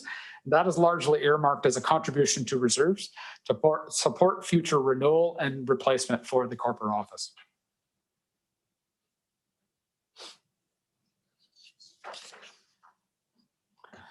Other funding sources included in this particular budget include surplus prior year. So legislation requires with all our services that each service carry forward any surpluses or deficits to the next year. In this services case, surpluses are used to reduce the overall general surplus admin charge out to our various services. And we obviously always continue to monitor those charges in the future as annual operational and maintenance costs for the new corporate office become more fully known. There are also other revenues included here, such as grants in lieu, investment income, and I already mentioned prior year surpluses. General admin is also where programs that don't necessarily have a natural fit or service are provided at least on a temporary basis. Some of the ones that are currently in the budget for your consideration are the Community Health Network funding and expenditures again this year, and we're anticipating a renewal of that contract shortly. The contribution to the Horn Bay Island Arts Center, so there was some community work funds committed back in late 2019. Those are continuing to be carried forward until such time as groundbreaking commences, which we are anticipating hopefully this year. And of course, given the COVID-19 pandemic and its ongoing impacts, the BC Safe Restart Grant funding, which we received late last year to the tune of $723,000, was parked initially in general admin, put instantly into reserves, and then you will see that coming out into the various budgets as allocated by the board in late 2020, and those will be hitting the various service budgets at that point.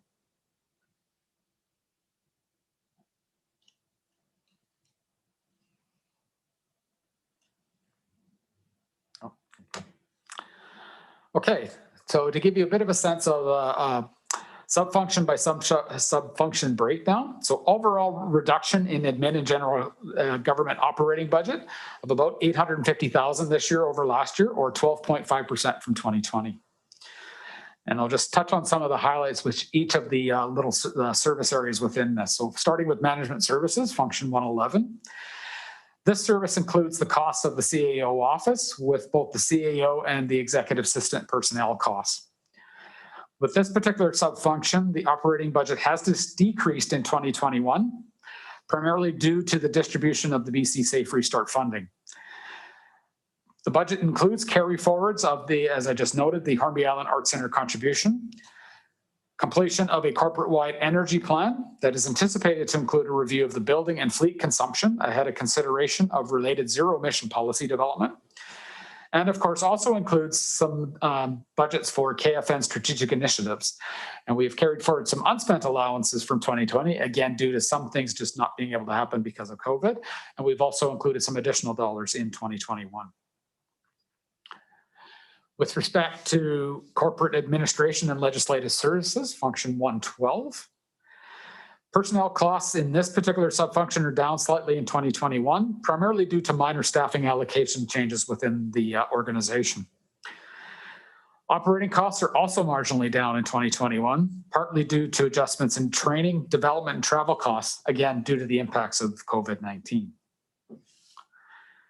With respect to financial services, function 113, the operating budget has increased in 2021, primarily due to personnel costs. Again, this is a reallocation pertaining to 3 financial services positions, primarily that being of the financial service assistants to finance from other services.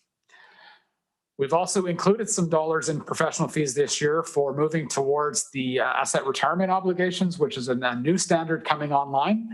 As a result of COVID, the implementation of those standards have been deferred slightly by a year to, I believe, 2023 fiscal year.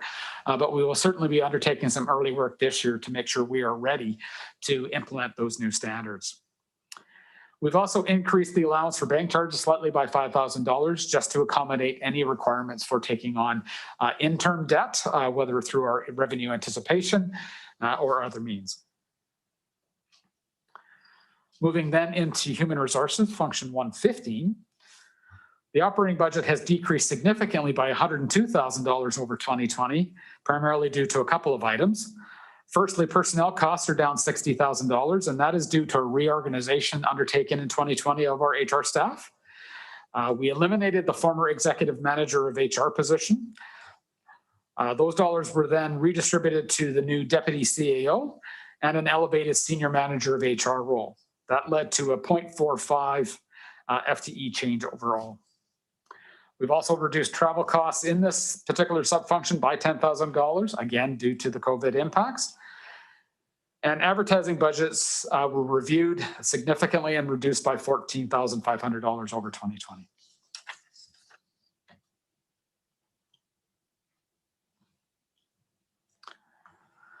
For the back half sub-functions within this service, information systems, function 116. So to give you a sense of the scope of what our IT department manages with a very small admin staff, we currently manage 181 PCs or laptops throughout the organization, another 70 plus smart devices, whether that be smartphones or iPads, 75 servers, and 30 SCADA related systems throughout the organization. So it's a considerable amount of IT infrastructure. With that in mind, we're actually seeing some decreases in the operating due in part to the anticipated reductions in software and licensing costs of about $33,000 and some reductions in other professional fees of about $47,000 year over year. And that's largely due to the fact that we had some one-time costs associated with moving into the new corporate space. Moving into communications 117. With respect to personnel costs, there was some allocation redistribution of communication staff over last year that we undertook. So previously, a lot of our communication staff's time and wages were disseminated through a broad scope of different services within the organization.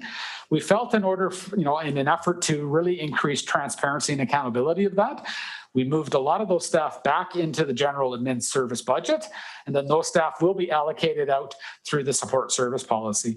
So it will essentially be almost a kind of a net zero impact throughout the organization. It's just more where they're sitting now than anything.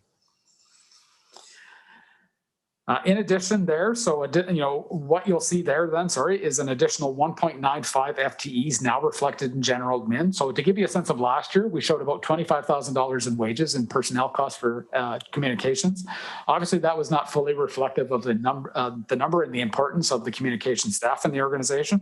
So we're now better reflecting kind of the complement there. We're also seeing some modest operational cost reductions in 2021, largely due to other professional fee decreases. And of course, it's important to note within this communication function, they work quite extensively with our electoral areas on a lot of the electoral area community engagement that we've been undertaking over the last year or so. And that's become even more important now, obviously, with the result of COVID. Moving into our fiscal services and capital, function 118. This is where the majority of capital expenditures on an ongoing basis consist of IT infrastructure, such as firewalls, website improvements, software needs, service upgrades, and equipment upgrades. So these are run through this particular subfunction on an annual basis. The 21 plan includes various IT projects and upgrades, some of which I've mentioned already.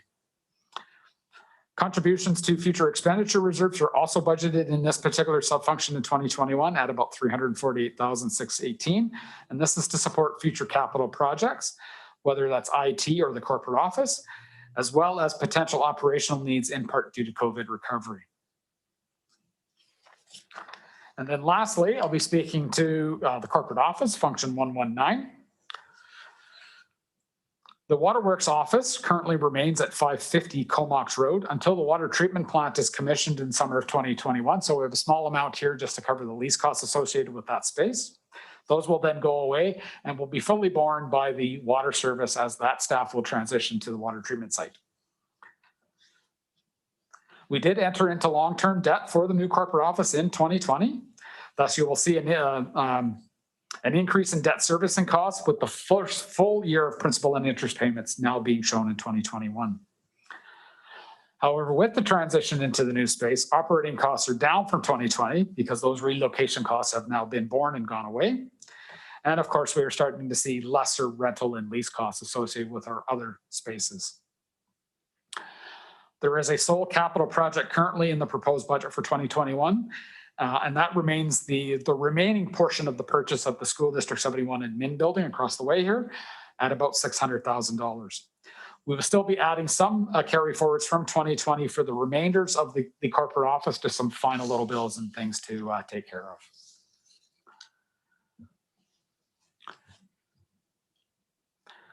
So that's a snapshot of the admin and general government. Certainly happy to answer any questions and just to kind of advise those member municipality directors. I will be reaching out, as we do every year, to the local CFOs. We will be bringing them together. We're hoping to do that around the second week of February to go through a bit more detail with respect to the budgets that each of the member municipalities contribute to.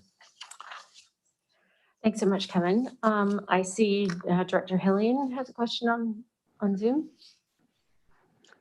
Thank you, Chair, and thank you, Kevin. I'm just wondering if you could give us more information on that reference to the school district building. I'll do my best, and hopefully Mike Zabarski might be on the call and might be able to shed some light on that. So back when the agreement was made to purchase that building as part of this overall footprint, back in, I believe, 2017, it was kind of a two-phased approach. So we made an initial payment at that time for this space, which included, kind of the footprint here, with a commitment in 2021 to pay an additional $600,000 for the school district admin building. At that time, it was anticipated the school district would be looking to relocate to new administration services. At this point, I am not sure if we're anticipating that, certainly in the short term, but that commitment does still stand. I don't know if Mike, if you're on the line and you can provide any additional information to that. Yeah, Kevin, I'm here. I think you've got it pretty much right on there. It was a commitment that we made as part of the purchase of the property that the new building has been constructed on. And the future kind of use of that school district property is a little bit uncertain at this time. We're waiting to hear back at some point, hopefully soon, from the school board on their plans to possibly relocate into a new administration office of their own at some point. And at that time, we'd of course come to the board and undertake some kind of a process to develop a vision for that project. I think the real intent initially was just to make sure that we had that property and it was kind of secure for civic uses. So that might be part of the history of that purchase. Thanks. So will the school district in the interim become our tenant and start paying rent? They will be our tenant, and as part of the purchase back in 2017, we already agreed on the lease terms. The rent has actually already been kind of prepaid. That was part of the purchase price was factored in. They got a 99-year lease as part of that arrangement. So we won't be getting any revenue on a year-to-year basis. It just meant that we were able to purchase these properties at a reduced price, so to speak. Thanks very much. Thanks, Director Hillian. Director Arbour. Thanks. It's a lot of services to go through. Sometimes I would have liked to pause to reflect on each, and it's also a broader question as to the reason for all these services, whether they should just be combined. I think for the general public, they would just call that admin and overhead altogether, and we have about 10 functions to go through. But the big headline here, and incredible kudos to management, is close to $1 million in savings, and we're representing about 13% of decrease, 13% decrease in our overhead costs year over year. That's pretty impressive. I think my question at the end for the CEO will be whether these changes and adjustments are sustainable, or whether there's something that I'm sure the answer will be yes, but there may be a little bit of detail on how these changes are sustainable. Overall, I think in the detail, there's a lot of moves that were made and described by Kevin that seem to make a lot of sense, and that we witnessed through the year.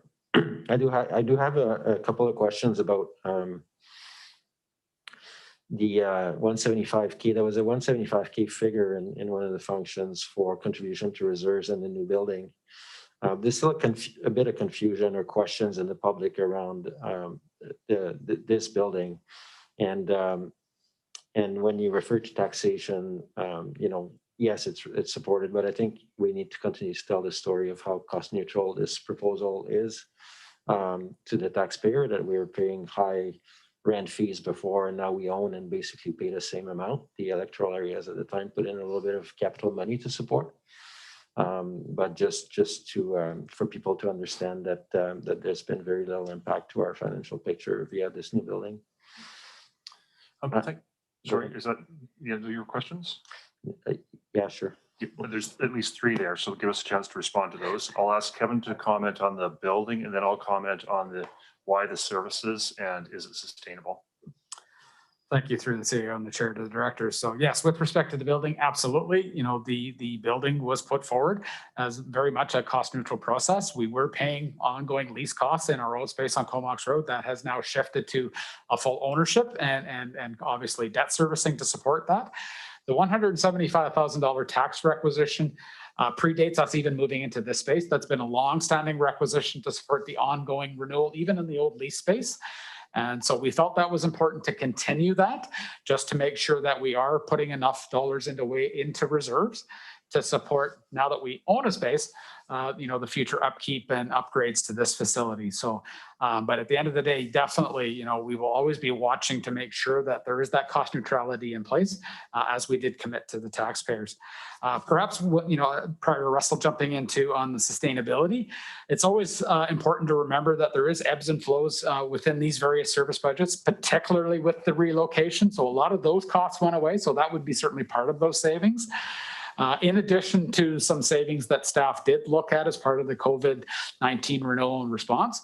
So, we do feel that at this point, certainly don't want to speak for Russell, that, there is definitely some sustainability there, but we will always be kind of reviewing and revisiting those. Thank you, Kevin. And my comment would be this, that in terms of sustainable, each one of our budget managers across the organization was asked to find real legitimate savings that were meaningful, that could be sustained, that it was not just a blip, that we could give you a cost reduction this year and then magnify your taxes or have to go back to where we were in the subsequent year. We'll look at it over a longer period of time. So we've done our best to do that.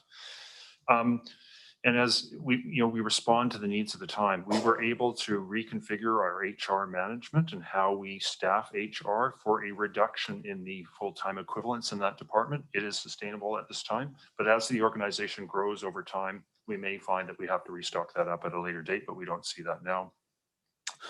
I hear what you're saying about regional districts and why all these services and such. One thing that against a regional district, it's not simple. And we would love it to be simpler. We don't do this because we want to do it and want to make it complicated.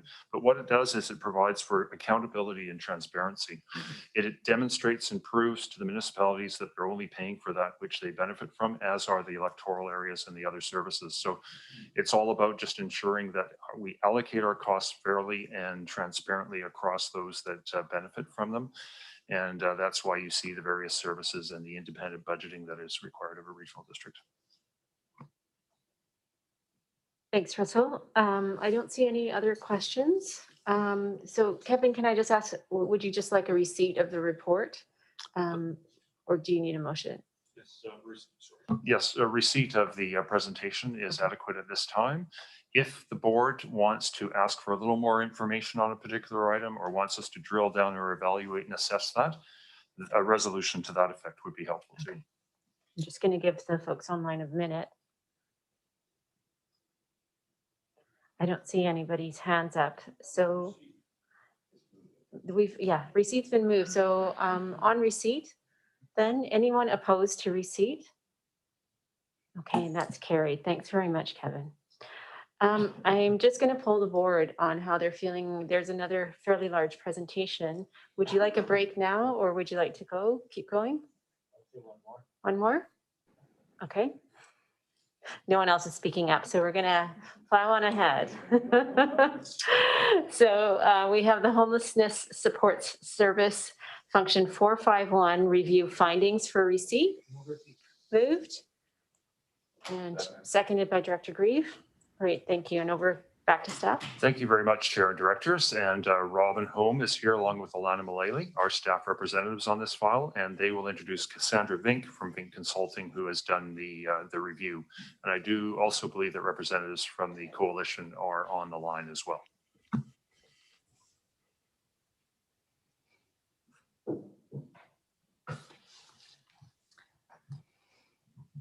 Through the chair to the directors, staff are here today to bring forward the results from the Homelessness Support Service Review. You'll recall that in December, we brought forward a staff report where we identified that the service review is required every 5 years as a requirement of this service establishment bylaw. And the review has been very timely given the completion of the regional housing needs assessment and the insight that we've gathered through the pandemic. It's given us insight into the community and the pressing need for the service and the critical work that's being undertaken by our local service providers. At this time, we are asking that the board receive the final report as information and to consider recommendation 1, which is focused on increasing tax requisition, and recommendation 5, which is focuses on providing funding to the Coalition for Maintenance and Administration. And we'd like you to consider these 2 recommendations through the upcoming financial planning process for function number 451 on February 9th. Staff will report back to the board in 2021 with options for considering the report's remaining recommendations, including an assessment of which recommendations fall within the CVRD's jurisdiction and capacity. We will be working closely with the service participants and the Coalition to End Homelessness leadership team on this analysis. Cassandra Vink from Vink Consulting will be presenting the review's findings and recommendations, and we are both available for questions following Cassandra's presentation. Thank you. Thanks, Robin. Hi, everyone. My name is Cassandra Vink, and I worked on the review of the Homeless and Support Service. And I'm pleased to be with you today to share the findings of our review. So as you're aware, this service was established in 2015 to provide funds to one or more local non-governmental organizations based on board-approved 5-year action plan to address homelessness in the Comox Valley. If you can just move ahead 1 slide for me. Thank you. You'll see on the slides here the municipalities that are participating in the service. Of note, the town of Comox opted not to participate in the service and provides funds on its own accord to service providers. Next slide, please. As Robin mentioned, the service's establishment bylaw required that a service review be undertaken in 2020. That service review was to include a review of revenue relative to the goals and objectives of that 5-year strategic plan to end homelessness, a look at the long-term sustainability of the service delivery model that was being used, the contributions to project capital versus operating costs, and best practices in this type of service model. Next slide, please. So in terms of the review process, it included a review of background documents, a look at best practices of similar funding models, interviews with a range of stakeholders, including staff from the regional district, local municipalities, the coalition's leadership team and their coordinator, as well as each of the organizations who has received funding through the service. Following that, we held a workshop with select stakeholders, including the regional district staff, local municipal staff, leadership team of the coalition, and coordinator to validate some of our preliminary findings and talk further about some of the options we were considering. Next slide, please.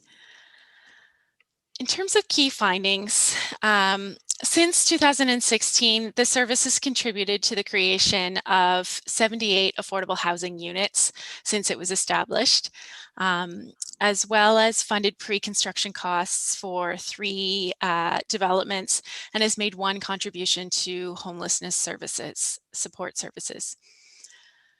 Recipients of the funding all suggested that the service has led to the creation of some affordable housing units that would not otherwise have been created without the service.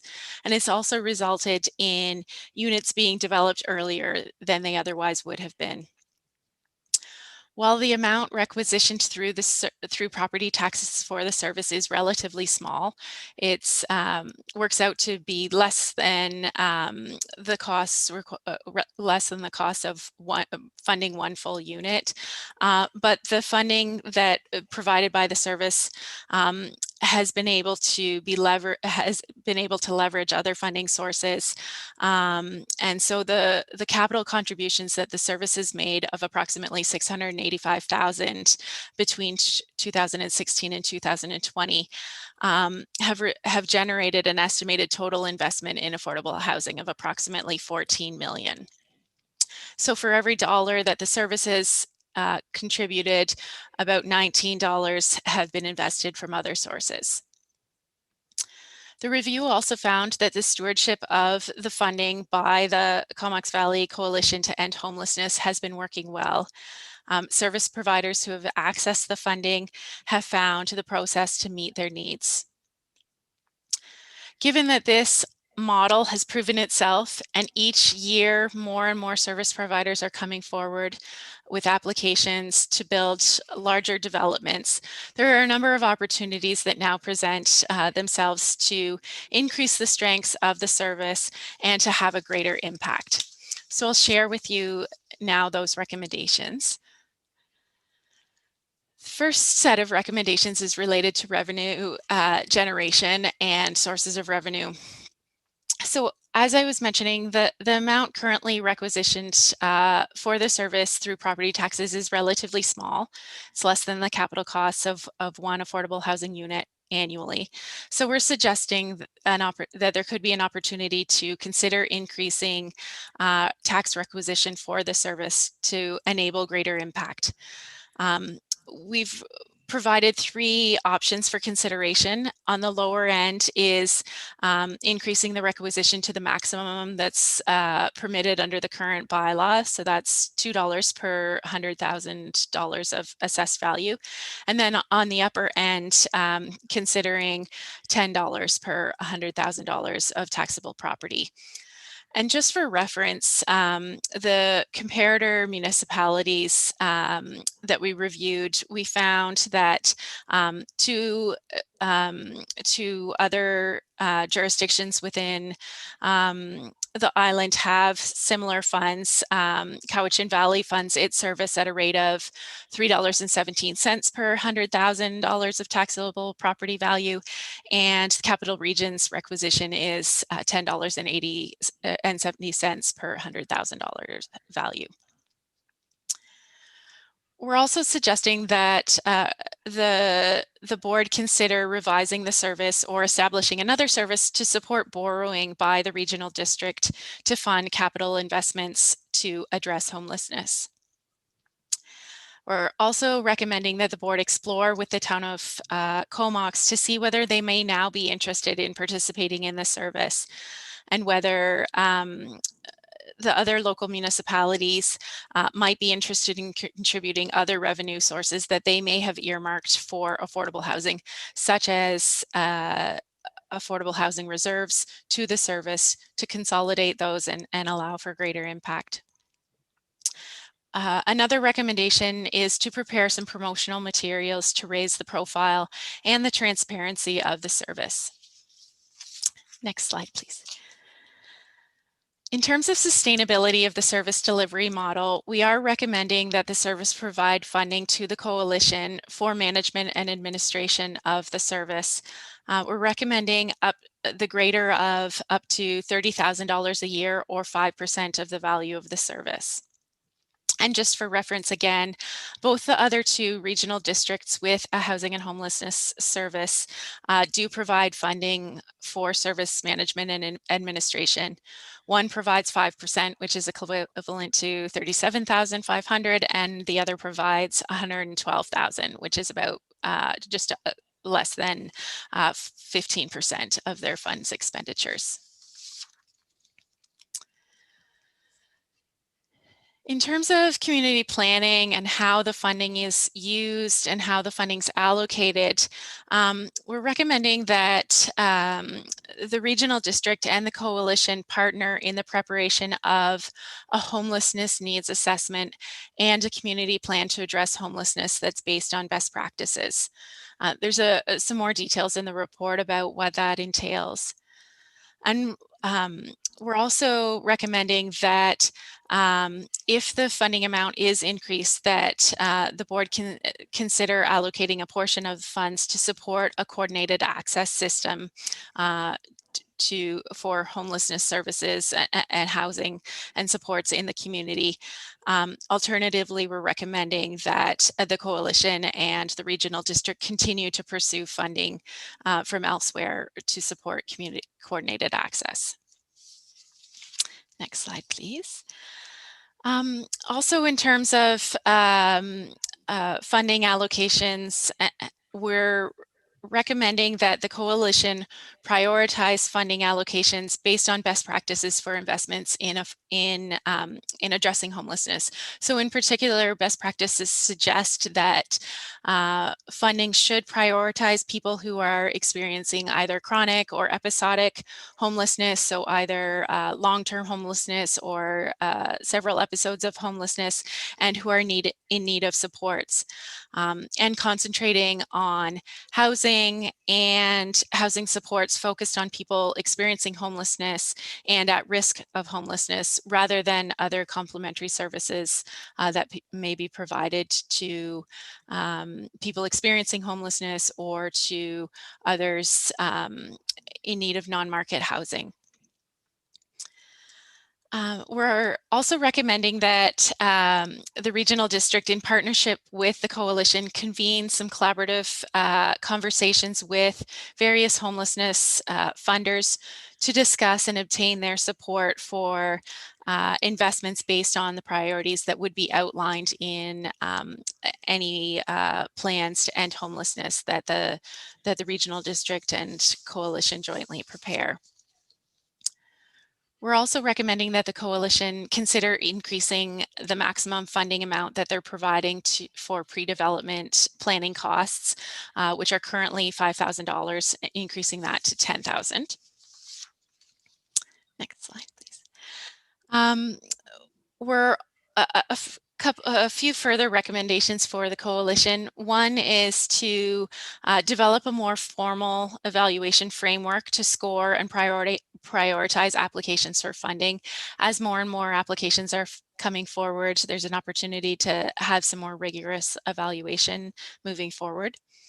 We're also suggesting that the coalition establish an evaluation committee to support the evaluation of applications, and that the coalition develop mechanisms for the participation of individuals with a lived or living experience of homelessness. And then with that establishment, we're recommending that the board allocate some funding within the service to help support the participation of individuals with a lived or living experience of homelessness in the service, and in that recommendation funding allocation process.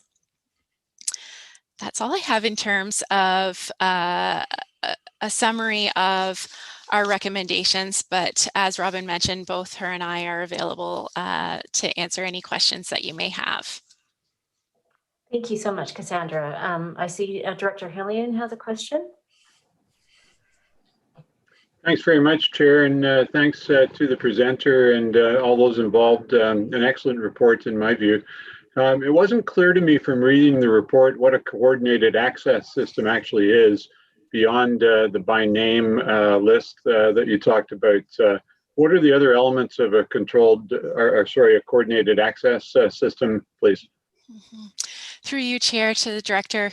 Thank you for the question. So coordinated access involves a few components. One is that by name list. And so for those of you who who may not have a chance to have read the report or aren't familiar with that, a by name list is aims at identifying every person in the community who's experiencing homelessness by name, and tracks key demographic and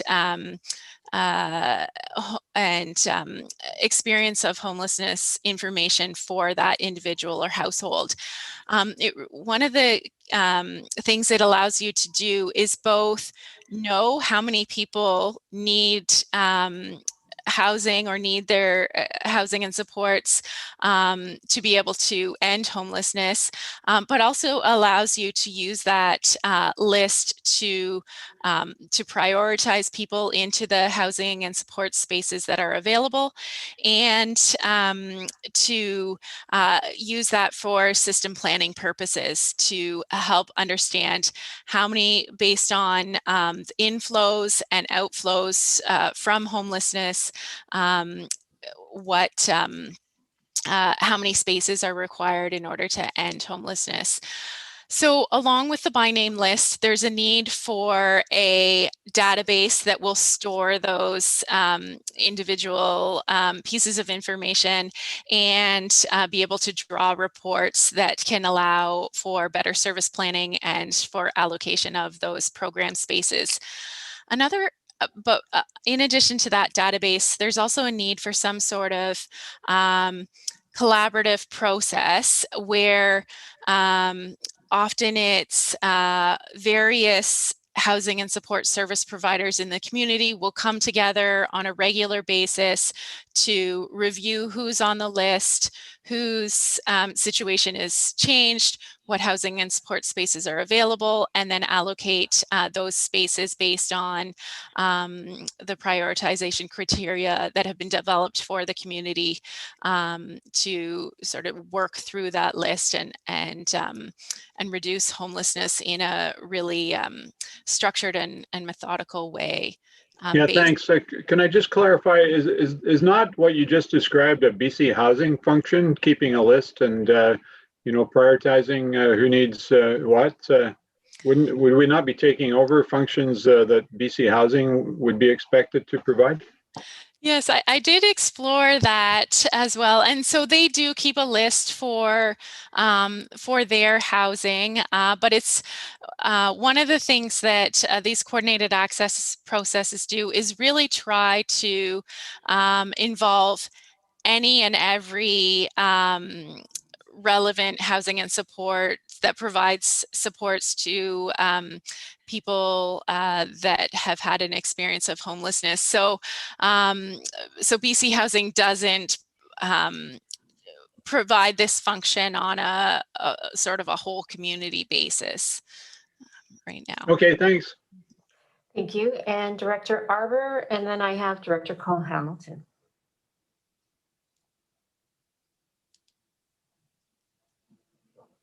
Sorry, apologies. Thank you.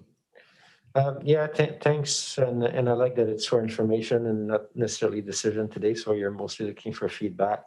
It's definitely it's been a priority and topic for everybody, and not just in the Comox Valley, but everywhere, as far as I know, for local government. One of the big things that's changed in the last 5 years since this service was created was that I think I'm not going to surprise everyone, but it's really the province that started stepping up properly into their role as well, which has been good to see with the current government, that they've really, with their housing plan in 2018, they've thrown about 20 policies at the wall and see what, like spaghetti, or see what sticks, and quite a few things seem to be working. There's still a lot, as we know from our housing needs assessment, around there's still a lot of needs out there, and it's not a crisis that gets solved overnight. So definitely continuing the service is important. And in the past, we've talked about how impressed we are with the work that's being done with the resources available. So it's definitely a candidate for, I think, understanding what an expansion of contribution could result in if we've achieved 78 units in the last few years. I'd be really curious to see if we could assign some targets, if there were elevated amounts around, and how that relates to our housing needs assessments and the gaps. So if we were to invest more, what should we expect in 5 years from now in terms of our intended outcomes and measures of success, so that on which we can ground the strategic plan and the rest of it. And as Director Hillian said, it is some in the public will say, well, maybe you can vacate the space now that the province is stepping up, so back into where they're supposed to be. So trying to find a way to address those concerns, so we really can legitimize the role of local government in this. I'd like to say in closing that, yeah, I think it's good you recommended for Comox to come in. I do have lots of conversations on the islands, and you guys hear me a lot around what I perceive as some disparities sometimes in contribution. So for transit, I'll keep harping that when we come to it in terms of Area A and the level of service. In terms of housing, though, because it is such a regional need and regional approach that is needed, I have no problems still not having seen a project arise in Area A, but still contributing yearly. That's fine. I can defend that to my residents. Everybody understand, I think, the needs around housing in the valley. And further, as part of this service review, I've had requests from island trustees now to see if Hornby and Denman could be brought into the fold. It could be that if we see an increase here, that I may propose or for staff to explore perhaps the islands coming in a way that the way they are in the recreation complex or something like that. Unless I felt there were going to be projects supported on the islands, but I sense that people on the islands yearn for more connectivity to the rest of the valley, whereas I didn't see that 5 years ago, because frankly, I think at the time the islands were probably advancing faster on housing issues than here. Now it seems to be a bit reversed. So I'd be quite happy to explore that. So yeah, that's my feedback for today. Thanks, Director Albert. Director Cole-Hamilton. Thank you, Chair. I realized that my question actually was more about, dealt more with the recommendation. So I was just going to hold that and ask that when we get to that point in the discussion. Okay, thanks. I'll come back to you. Director Grieve. Thank you, Madam Chair. Well, this again reminds me of a discussion we had at the hospital board about the issue with mental health and addiction problems. And I know they don't like to join the two all the time anymore because one's not necessarily the other. But we all know from the Canadian Mental Health report on homelessness and the huge pressure it puts on local governments in the way of emergency services, police, court, and the penal system. I mean, it's incredibly expensive. It seems like the one fix that works, but as we heard at the hospital board meeting, everybody's concerned about downloading on municipal government. And we do have an obligation to our most vulnerable to actually step up when the gap is created. I think the federal and provincial government, as you say, as Daniel said, the province is starting to step up now. But function 451, 2 cents per thousand. 165K per year, whichever greater. Is that correct, Kevin? That's what I agreed. Now, that function was established over 5 years ago. So in the interim, wouldn't it be an easy fix just to give it the 25% bump that we're allowed to do without actually going for any electoral assent? That would bring us up to from 165 to 206, 250 a year. And that would be an easy little bump to kind of fill some of the gaps in the interim until we see what we're going to do. I'm just wondering if that would be something this board would consider, because it's just a stroke of a pen issue. It's not something we have to put through the meat grinder, so to speak. Do staff want to comment to that? I'm sorry. Do you want to check?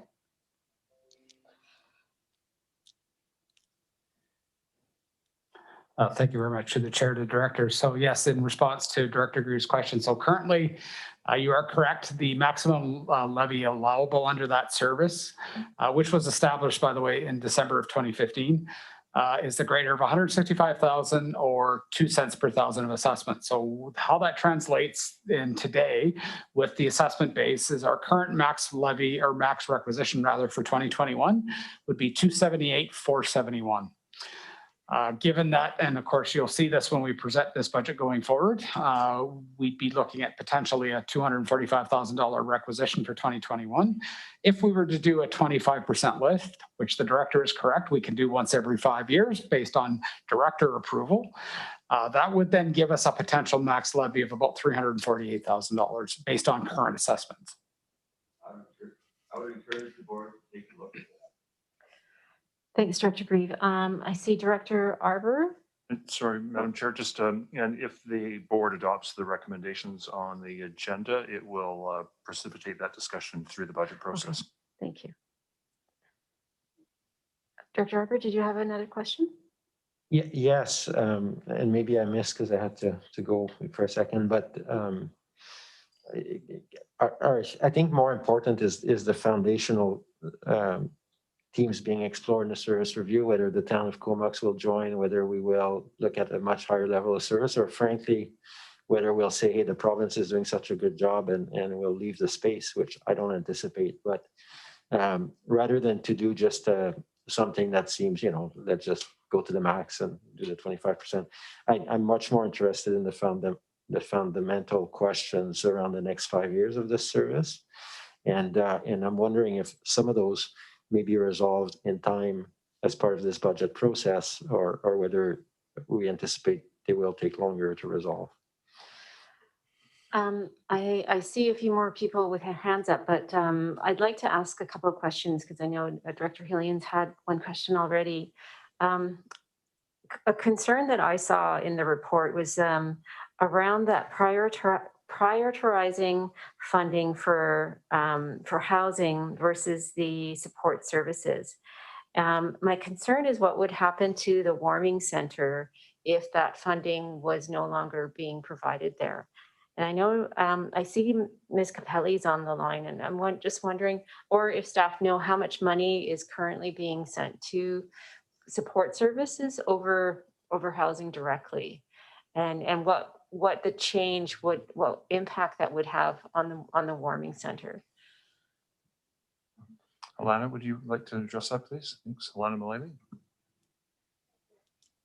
Oh, sorry. Thank you, Russell. Through the chair to the directors, I'll give my 2 cents, and then certainly if Andrea can speak to some more of the details. So it's a fairly recent phenomenon for the board to have assigned dollars through this service to support service. And the warming center, as you've said, is the piece. And then the other bit is on the pre-development construction costs. So those 2 allocations that this board made in 2020 to the warming center certainly enabled the warming center to continue its operation. What I would say in the bigger picture, sort of to Director Arbor's piece, is that all of the recommendations that Cassandra has come up with through the extensive review that she did, we really want to talk to you more about what this means over the next 5 years for the service. And we need to do that with the experts, being folks like Andrea and the members of the leadership team. So we don't want to suggest that these recommendations have all been endorsed, certainly by the leadership team, but they rather are Cassandra's findings based on all of the interviews. So this is one of the ones that we would want to really delve into with the leadership team and Andrea to see what would this look like and what would the implications of doing that be. So that's all for me, and perhaps Andrea has something that she might like to add. Andrea, are you able to unmute yourself? Do you have any comments? Hi, yes, thanks everyone. Yeah, I think that's a big piece of this for the coalition, is that we don't want to see a loss in the potential to have supports.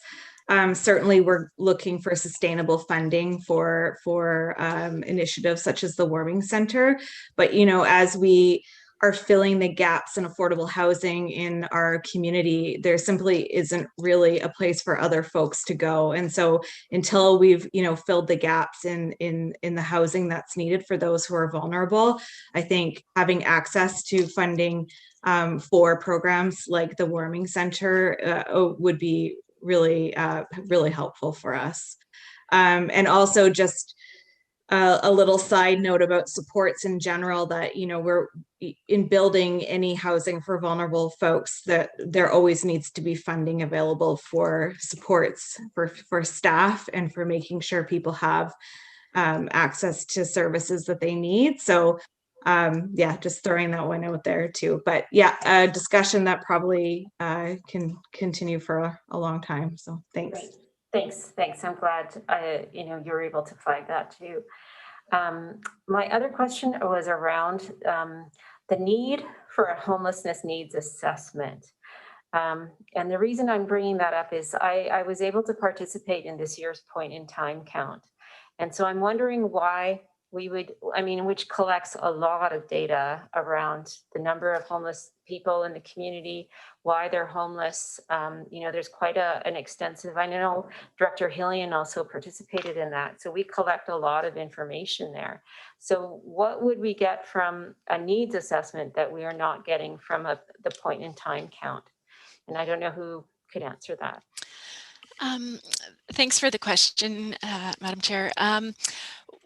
Ideally, what we'd like to see in the needs assessments is using data from those coordinated access systems or those by name lists, that in an ideal world, you'd have real-time data over time rather than just a point in time, because the point in time doesn't provide great information on inflows and outflows into and out of homelessness to really allow you to calculate how many spaces are needed in order to end homelessness. So while it does give some information on a profile, that profile is also going to be skewed to people who have experienced homelessness for a longer period of time, because on any given day, you're more likely to find more of those individuals than those who are newly homeless. But also just having the data over time can really paint a better picture, ideally. One of the other components, in addition to that demand side of the equation, is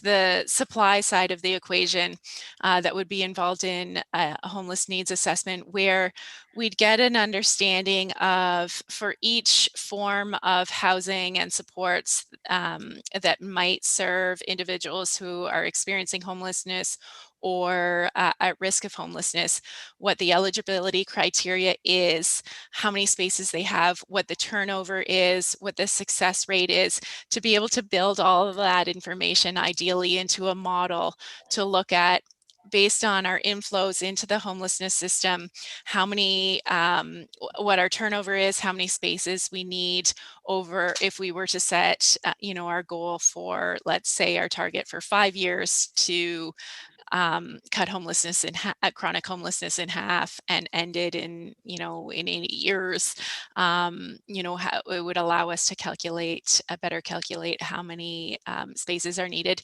And it really, in addition to just counting how many spaces it would need, it really gives you the tools to take to other funders, to senior government as well, to say, you know, if we're looking to achieve these goals of ending homelessness, these are the resources that we need. This is what we can do as a regional district, and this is what we need you to help support us with.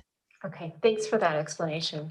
You know, I think if we were going to use primarily tax requisition dollars to do that needs assessment, I think that's a conversation maybe if staff can have with the sector, because I know they do have data, and you know, as you know, the priority for me personally would be to use the data that we have and kind of move forward on getting the housing rather than to do another needs assessment if we're using primarily our dollars.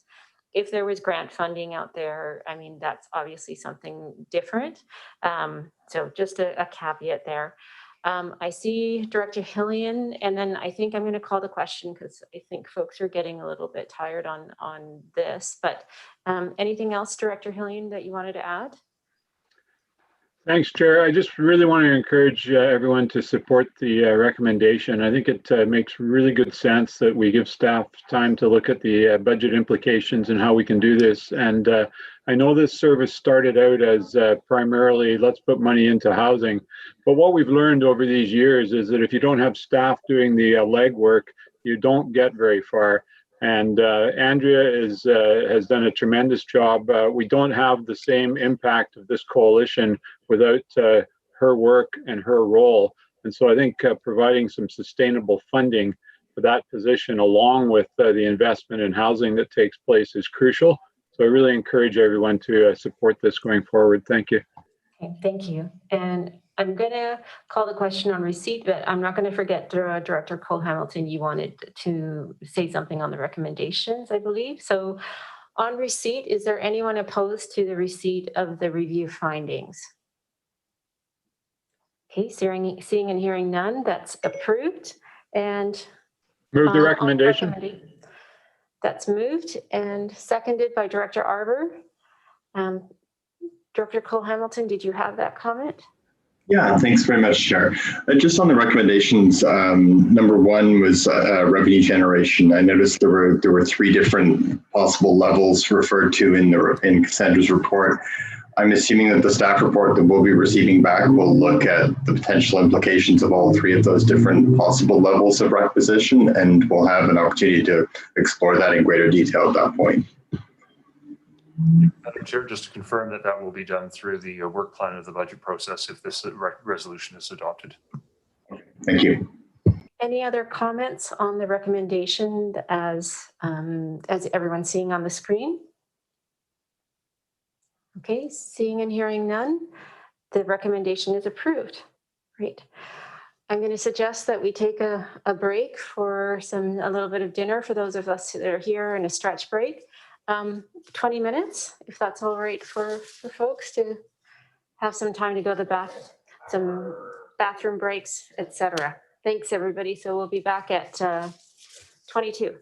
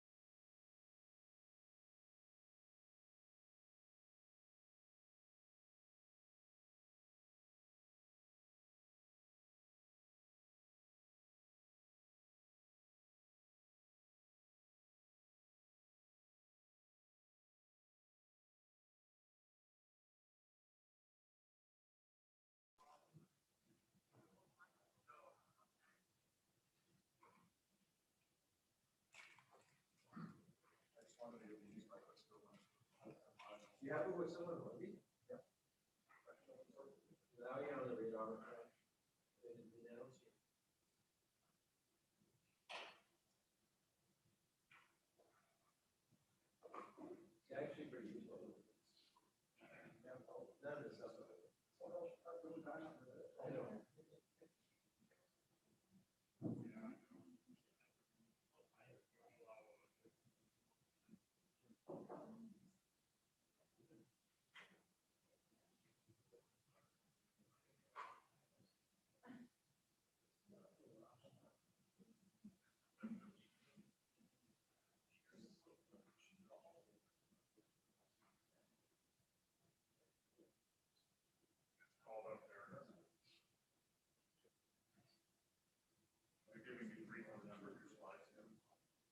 was a lot of slide 7.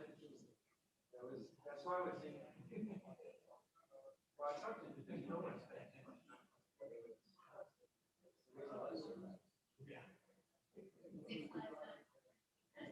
No, they say finance is.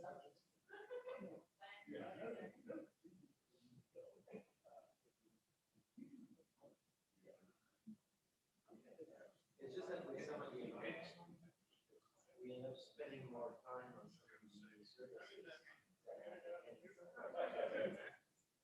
So that's why I wanted to slow down a bit for Facebook, because the add up to like 6-7 minutes total. And services. No, I know, but at the same time, the story was so good. The people were moving. I tried to highlight it.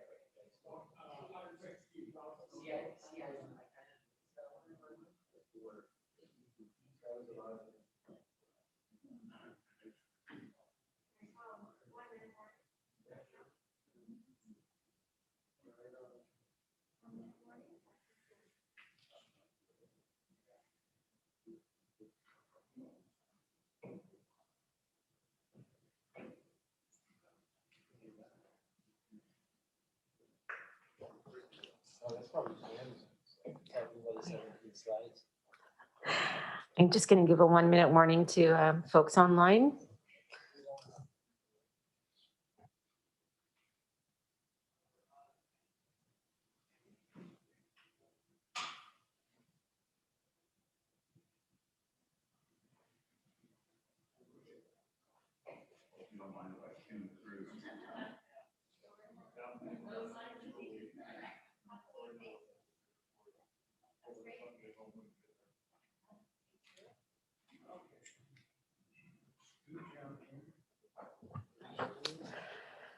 Okay, I'm going to call the meeting back to order. Yeah, we've got a pretty big agenda left still, so we'll get on with it. The next item up on the agenda is the 2021 Wood Smoke Reduction Program for receipt. Moved and seconded by Director Cole-Hamilton, and over to staff. Thank you very much, Chair and Directors, and I wish to introduce to you Daphne Mazarura. And she is new to the regional growth strategy and the assisting in our various projects, is on a term position replacing Brianne, who's away on a maternity leave. So I think this is her first meeting in front of you. So welcome, Daphne, and she will be presenting the wood smoke reduction and probably a little bit about the air quality initiatives right now too. Thank you. Welcome. Thank you, Russell. Through the chair to the board, I will be presenting on the wood smoke reduction program.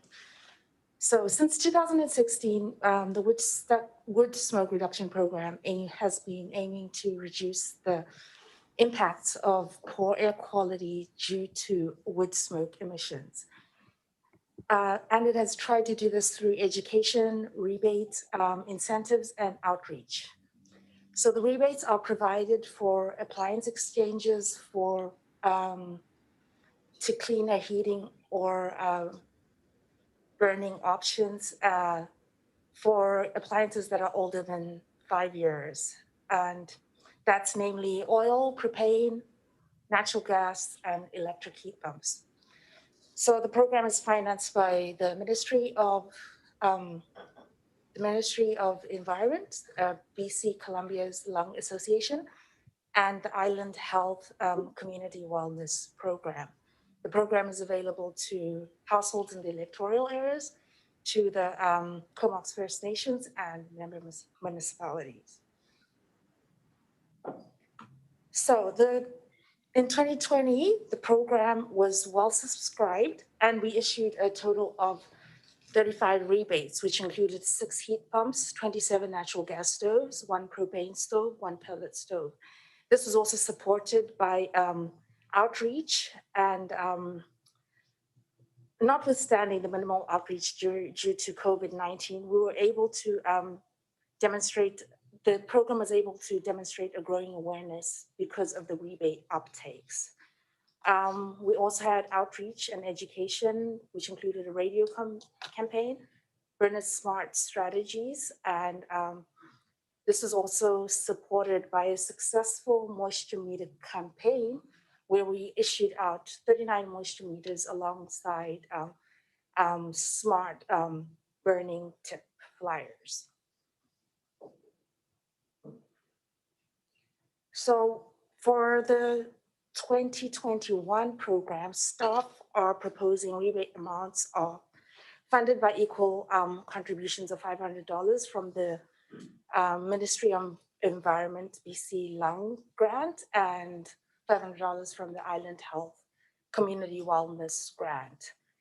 This would allow residents to have a rebate potential of up to $1,000. And that would also be $3,500 for the hotspot areas. So this would be for upgrades to cleaner heating appliances. And the hotspot areas are West Courtney and Cumberland.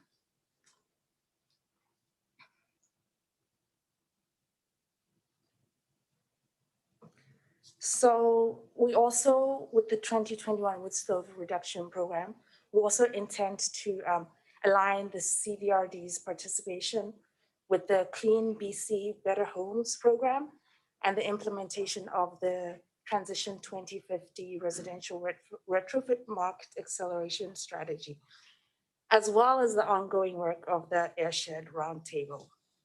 The Clean BC Better Homes program offers rebates that will accelerate energy upgrade retrofits, which will contribute to reduction in greenhouse gas emissions, which aligns with the climate crisis declaration of the board.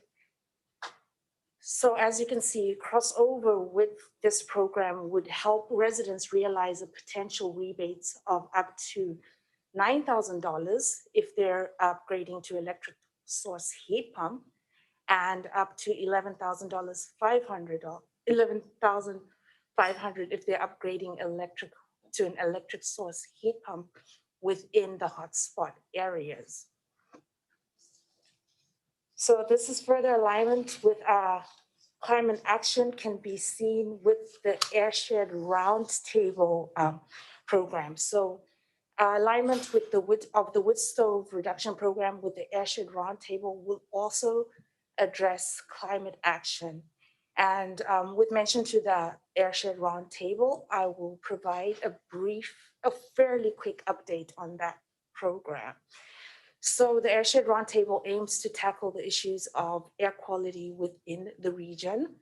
And it aims to do this through collaboration, communication, and a strategic approach in the development and implementation of a regional airshed protection strategy. So the Airshed Roundtable is still within the first year of its work. And so far, what we have seen them do is establish a steering committee at the roundtable and meetings of these 2 groups. They have managed to create the guiding principles, terms of report, and a state of air memo. And most of the activities and presentations are available on the Airshed Roundtable webpage. They've also worked to develop an understanding of the role of collaborative strategy development through meetings, discussions, sharing information and resources, and most recently a survey. They have set the context for 3 focus areas, which are space heating, transportation, and outdoor burning. And the steering committee members were able to make presentations within these 3 areas. The work of the Woods Smoke Reduction Program was also showcased in the space heating presentation. And we also look to further alignment within the upcoming months. So the next steps for the Airshed Roundtable will include a steering committee meeting in February to discuss and review the vision and goals, and then a roundtable meeting in March, which will begin the development of strategies and actions. So in conclusion, we are looking forward to the 2021 program, especially because it does align with the board's strategic drivers for climate action, as was demonstrated with the reduction of greenhouse gas emissions by encouraging the switch to electric heat appliances, and as well as alignment with the Airshed Roundtable. The program would also achieve fiscal responsibility by improving affordable options for upgrades and the issuance of rebates for behavior change. In terms of Indigenous relations, we would be achieving that through the participation of the Comox First Nation. And for community relations, we have partnerships with the Ministry of Environment as well as the Island Health. Thank you. Thank you. Do we have any questions? I see Director Hillian and Director Morin. Thanks very much, Chair, and thanks for the report. Is it Daphne? Yes. Yes. Thank you very much. Appreciate your presentation. And I'm encouraged to hear about the progress of the roundtable. If I'm not mistaken, you said that in March, the roundtable will be looking at an action plan moving forward. Is that correct?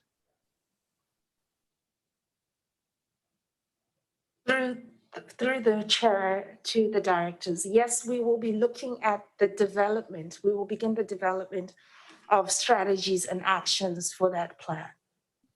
Okay, so if I was to send a proposal for a technology for investigation, does the roundtable have the staffing resources to research something like that?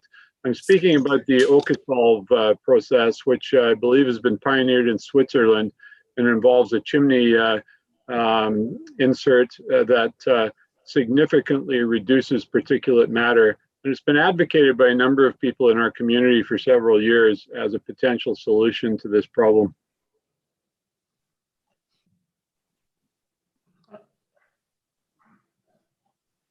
Thank you. Through the chair to the directors. Yes, thank you.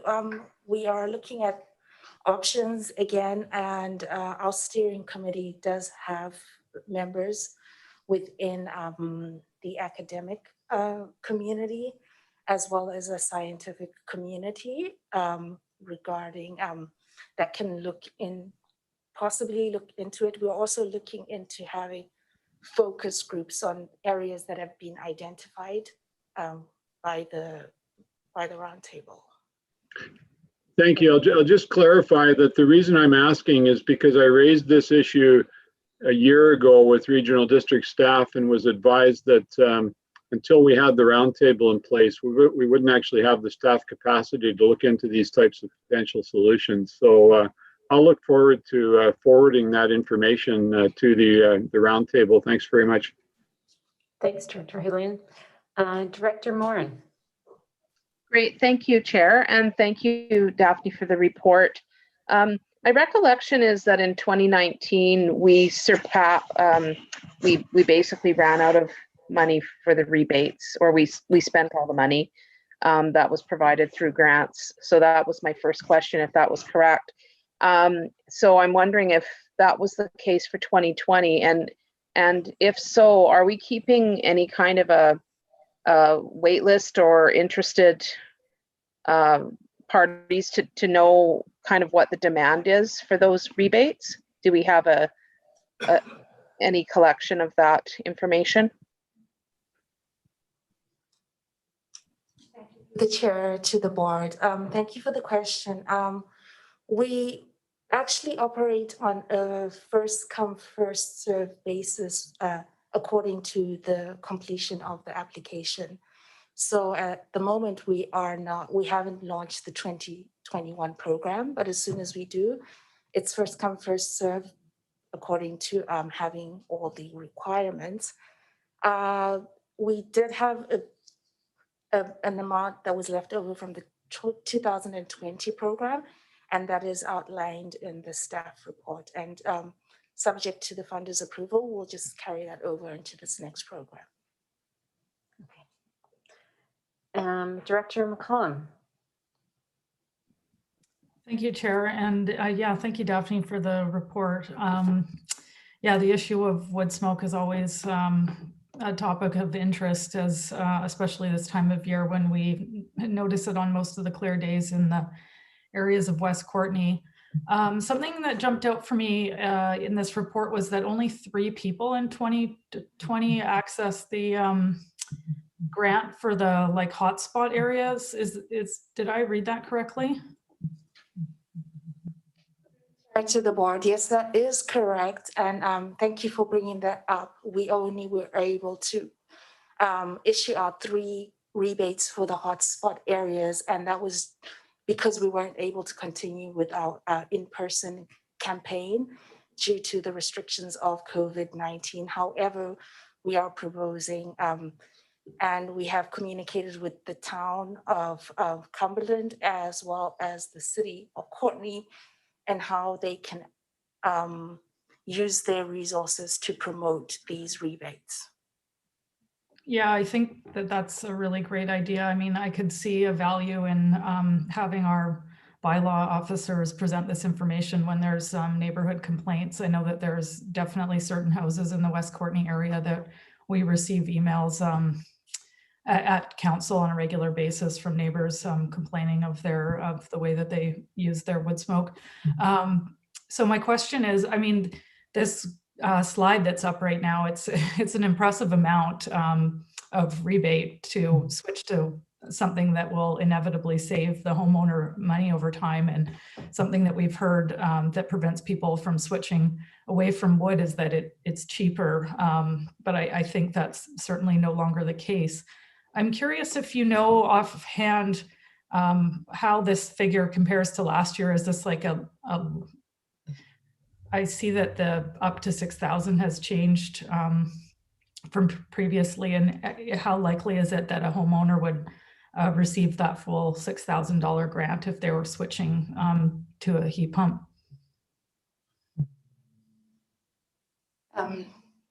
Through the chair to the board, thank you again for that question. So the rebate, the 6,000 amounts, that's the Clean BC rebate program. So it says up to 6,000 because that's a doubled amount for a short period. The standard amount is $3,000. So that's only for a limited time only. And sorry to jump in, is that similar to how our grant system works? Well, it's there on a first come, first served basis until the grant runs out through Clean BC. Oh, you're on. Through the chair to the board, we could look into that, because that is administered by Clean BC, and there are many rebates that they have available. So not sure on the details of that at the moment, but that's something we can look into. Okay, that's great. Yeah, it's great to see it laid out there. I mean, certainly if we can present this in an easily accessible way to homeowners when concerns are being raised. I think that direct communication approach will probably see more uptake on this program. I think that's a really great idea. So yeah, thank you again. Thanks, Director McCollum. Director Swift. Thank you, and welcome, Daphne. I'm looking at this program, that last slide, this $6,000 rebate, it looks like it's only available until March. Is that correct?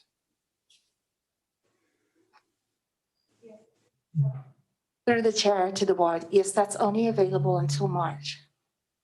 So it's probably unlikely that people are going to have an opportunity to access it unless they get right on it, which leads me to, I guess, kind of a follow-up from Director McCollum's, is what kind of outreach programs do we have? And is there a way to, get the word out, I guess?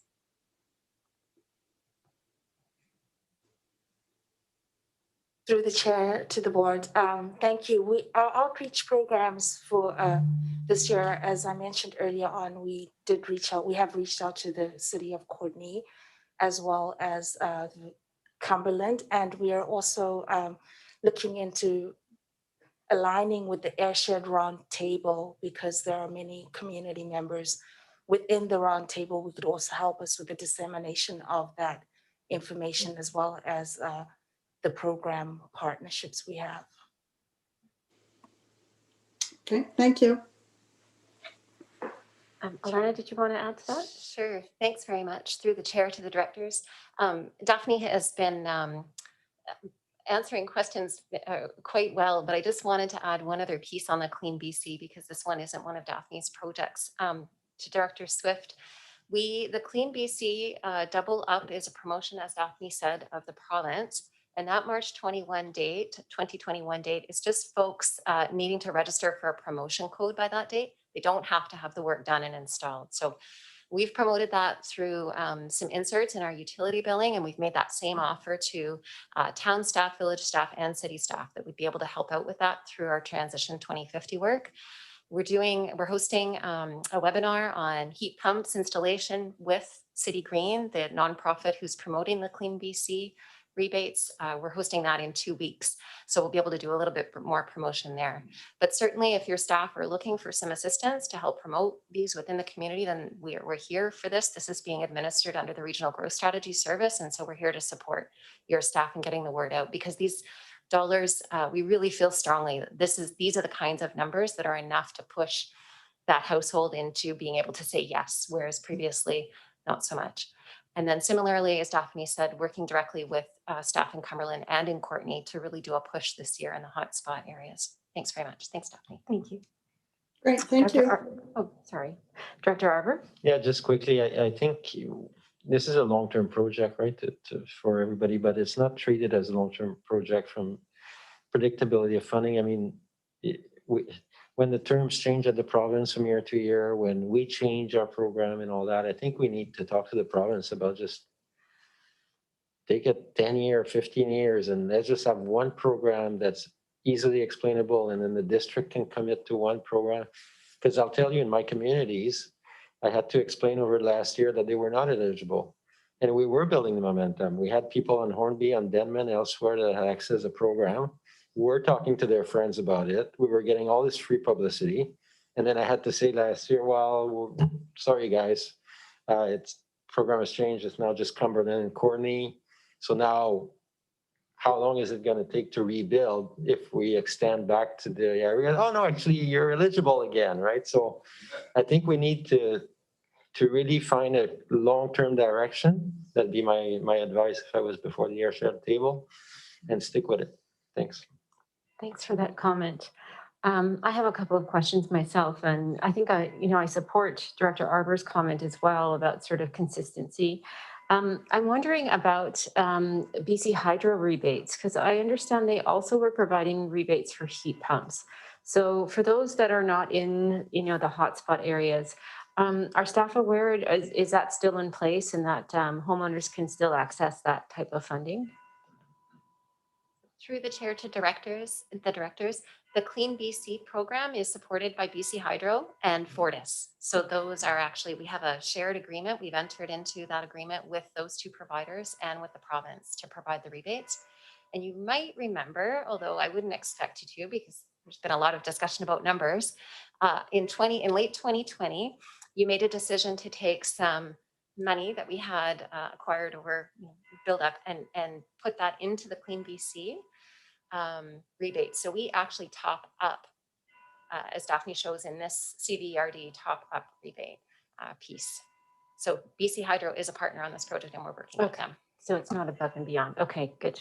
My other comment was just like a red flag because I've just noticed this on social media recently that the Canadian Hearth Barbecue Patio Association have launched a campaign called Overturn the Ban that is really targeting the municipalities that have been really forward thinking about reducing the amount of wood stoves in their communities. And I know there are members who are part of the Airshed Roundtable, and I'm just wondering about how having that kind of advocacy impacts the fairness of the table, and what kind of impact it could have to the folks that are on the table with this very active campaign that's just been launched.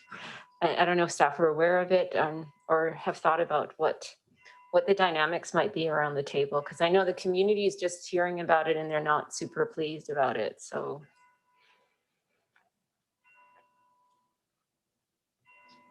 Thank you, Chair. I believe there was an email that we received regarding that from the city of Courtney. At the air quality, and it is a contentious issue. It can get because some people have wood smoke appliances, and that's why we also had the moisture meter campaign, because even though we can't get everybody to upgrade to an electric heating appliance, there's still opportunities to reduce the amounts of emissions through wood heating, through those smart burning tips. So it is a contentious issue, and we will look and consider that in the program this year. Okay, thank you. I don't see any other questions. So on receipt, is there anyone opposed to the wood smoke reduction program report? Okay, seeing none, that is approved. And we have a recommendation. Moved by Director Arbor. Second. Second by Director Morin, that the 2021 wood smoke reduction program outlined in the staff report dated January 20th be approved. Any comments or questions?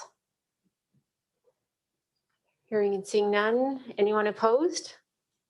And that's carried. Thank you very much to staff. Sewage Commission, December 17th, 2020 minutes for receipt. Move receipt. Moved and seconded. Any questions? There's Director Arbor. Yeah, I just want to take just 1 second to congratulate the members of the Switch Commission and staff for signing the and rising and reporting on the agreement with Comox First Nation regarding the community benefit agreement. I think that's really great news for the board and residents of the Valley. Cheers.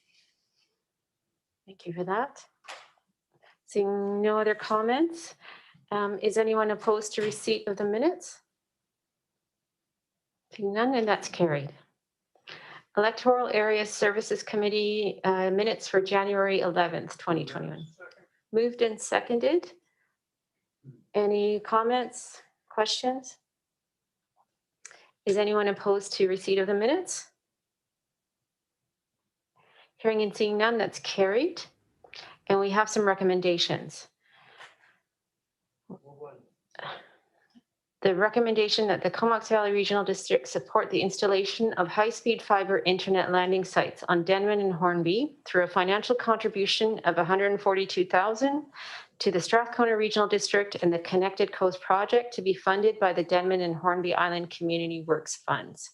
So it's been moved and seconded. Any comments? Anyone opposed? Oh, sorry, Director Morin, thank you. I think you're still muted, Director Morin. Sorry about that. I just wondered what the timeline would be for this in terms of getting this, the fiber internet. What would be the timeline in having that completed? Thank you very much for the question. And James Warren is here and will provide an answer to that question. Thanks, directors, and good evening to the board. The timeline with respect to the components, this is the first recommendation. The Connected Coast project, which is the partnership between the Strathcona Regional District and City West, the subsidiary to the City of Prince Rupert, are anticipating laying the undersea fiber late spring into the early summer. That was the last information I had. So it is fairly imminent for the undersea fiber to be laid. Okay, well, that's great news. I have a personal interest because I have a group of youth that are trying to do an online group from the islands. So that would help a lot. Thank you. Great. Thank you. Any other comments or questions? And I was remiss that I didn't read the further clause. So we're going to also write a letter of support to the SRD for their efforts to secure all the permits. Anyone opposed to that recommendation? All right, and that is carried. Moved, and do we have a seconder? And that is that the Comox Regional District Board supports City West in applying to any and all provincial and federal programs for the construction of last mile fiber projects on Denman and Hornby Islands, and further that the board consider funding beyond the 90% threshold, subject to an assessment of the CVRD service delivery model to support broadband connectivity, including public engagement prior to any formal commitments being established. Second. It's been moved and seconded. Any other comments? Oh, Director Grieve? Thank you, Madam Chair. Yeah, just one. I'm afraid I didn't pick up on who City West is. Are they a local service provider company? I think Mr. Warren's going to reply. Sure, thanks. City West is it is an internet service provider. It is a subsidiary, a wholly owned corporation of the City of Prince Rupert. They have been providing City of Prince Rupert with their telecommunications, not just the city, but the residents and the area with their telecommunications needs for, I think, 110 years. And they also provide telecom support to other communities in the Northwest. They've partnered with the Strathcona Regional District in the Connected Coast project. Oh, okay. Yeah. So this wouldn't be something that could translate into the Dove Creek Piercy Road bunch. An internet service provider is what is needed to make application to some of these grant programs. And so having an internet service provider on board or in partnership would certainly be a step towards accessing some grant funds and finding a way to deliver that kind of a service. We'll talk tomorrow. Director Arver. Sorry. Thanks, because I know probably some people in Hornby and Denman will watch this and with interest in regards to the board decision. I want to say to the board, this is potentially a way for us to treat internet as a public utility on the one hand, and second, I think we're ensuring more resiliency in the system, whether this project happens as through the partnership with Strathcona or whether we end up collaborating with the existing TELUS provider in regards to the landing site. So really exciting time, and I thank the board for their support. Can I just add one piece? In response to Director Morin's comment earlier on recommendation 1, I mentioned that the undersea fiber would be laid in the late spring, summertime. That's step 1 of high-speed internet to the home. The last mile piece is step 2, and that's the nature of this recommendation, wherein City West would be applying for grant funding to cover 90% of the cost, and then, as noted in the end further, that the CVRD would undertake an assessment to determine a service delivery model to support broadband connectivity. Great, thank you for clarifying. Any other questions? Okay, hearing none. Is anyone opposed to this recommendation? Hearing and seeing none, that's approved. We have recommendation number 3. Move 3. Moved and seconded that the board support the advancement of the Saratoga Mosquito Management Service Establishment Project as generally outlined in the staff report dated January 8th, and further that staff be directed to bring forward the necessary service establishment bylaw and relative legislative requirements for consideration of readings and inclusion with the singular alternative approval process to seek participating area approval. Are there any questions? Seeing none, anyone opposed? And that is carried. We have recommendation 4.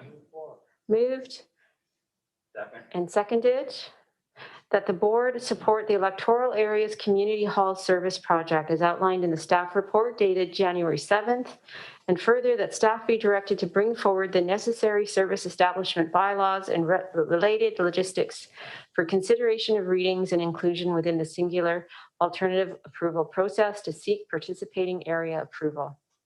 Again, any questions, comments? No, seeing none, and this was discussed quite in depth at electoral areas. Anyone against the or opposed to the recommendation? Seeing none, that's approved. Recommendation number 5 has been moved and seconded that the board consider giving readings to bylaw number 630 Jackson Drive Sewer Service Parcel Tax Bylaw number 2749 as attached to the staff report dated January 8th. Questions or comments? Anyone opposed? And that's carried. 6 has been moved and seconded that the board consider giving readings to bylaw number 631, King Coho Waste Management Wastewater Service Parcel Tax Bylaw as attached to the staff report dated January 8th. Questions, comments? Anyone opposed? And that is carried. Moving on, item number 7. It's been moved and seconded to receive the minutes of the Comox Valley Recreation Commission for January 12th. Any comments? Anyone opposed? And that is carried.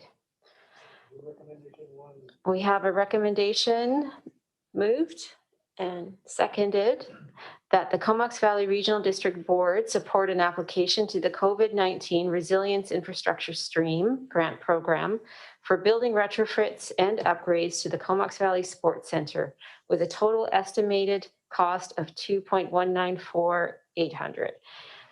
Note, this resolution is pending the support of the Comox Valley Recreation Commission at an earlier meeting, or sorry, at the January 26, 2021 meeting. Comments? Questions? No. Anyone opposed to that recommendation? Carried. And number 9, Regional Food Hub Cost Sharing Agreement for receipt. Moved and seconded, and over to staff. Thank you very much, Chair. Elena Mullally will just provide a brief outline of the opportunity that we have here and answer any of your questions. Thank you very much, Russell. Through the chair to the directors. The purpose of this brief report tonight is to share with you an opportunity that has arisen for the regional district in partnership with the Ministry of Agriculture, Food and Fisheries to help fund development of a Comox Valley food hub. So this project is part of a larger initiative province-wide to develop a network of food hubs.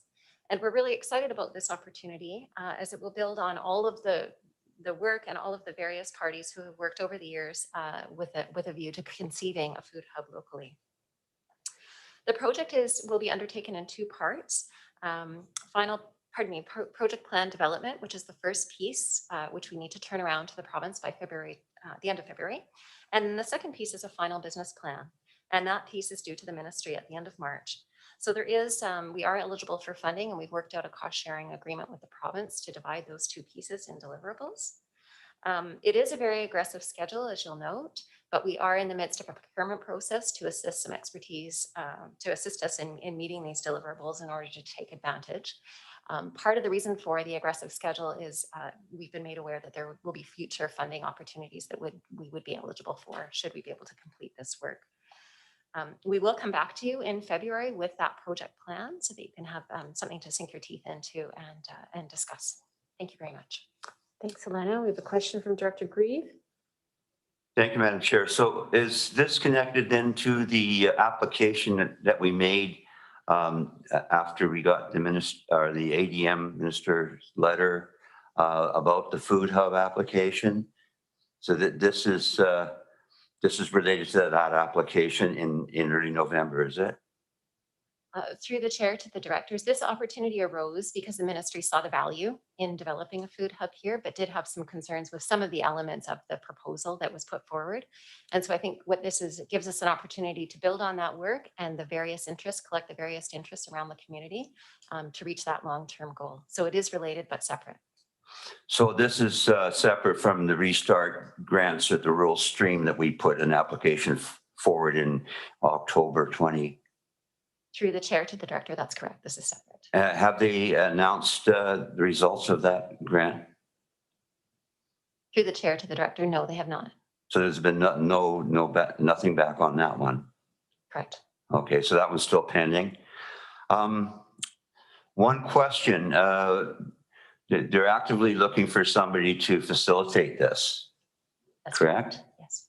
And I noticed in the bottom, it's got outreach partners and stakeholders, but when they talk about the food and beverage industry, which means vintners and brewers, distillers, poultry, cattle ranching, milk production, is that going to be an outreach to all those groups then?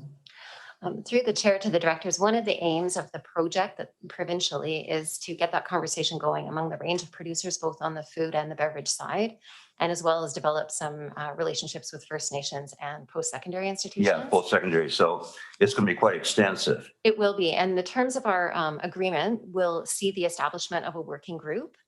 I think, when we look at food hubs that have developed around the province and those that have been outlined through feasibility studies, we're seeing a range of models. And that's what these initial steps are intended to do. Come up with a project plan to do a methodology, timing, budget, and including consideration of potential partners and all of the various stakeholders.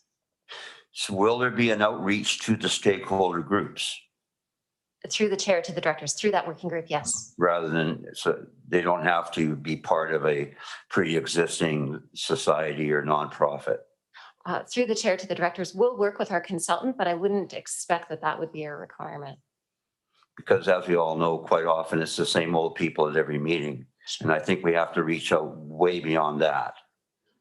Thank you very much. Thank you for that. Were there any other questions? I'll just I'll double check with Elena. The consultants who are looking at these were a list of consultants that the ministry provided to us. Right, we don't have much say in who. We can't just pick anyone. It's a list that the ministry already provides ahead of time.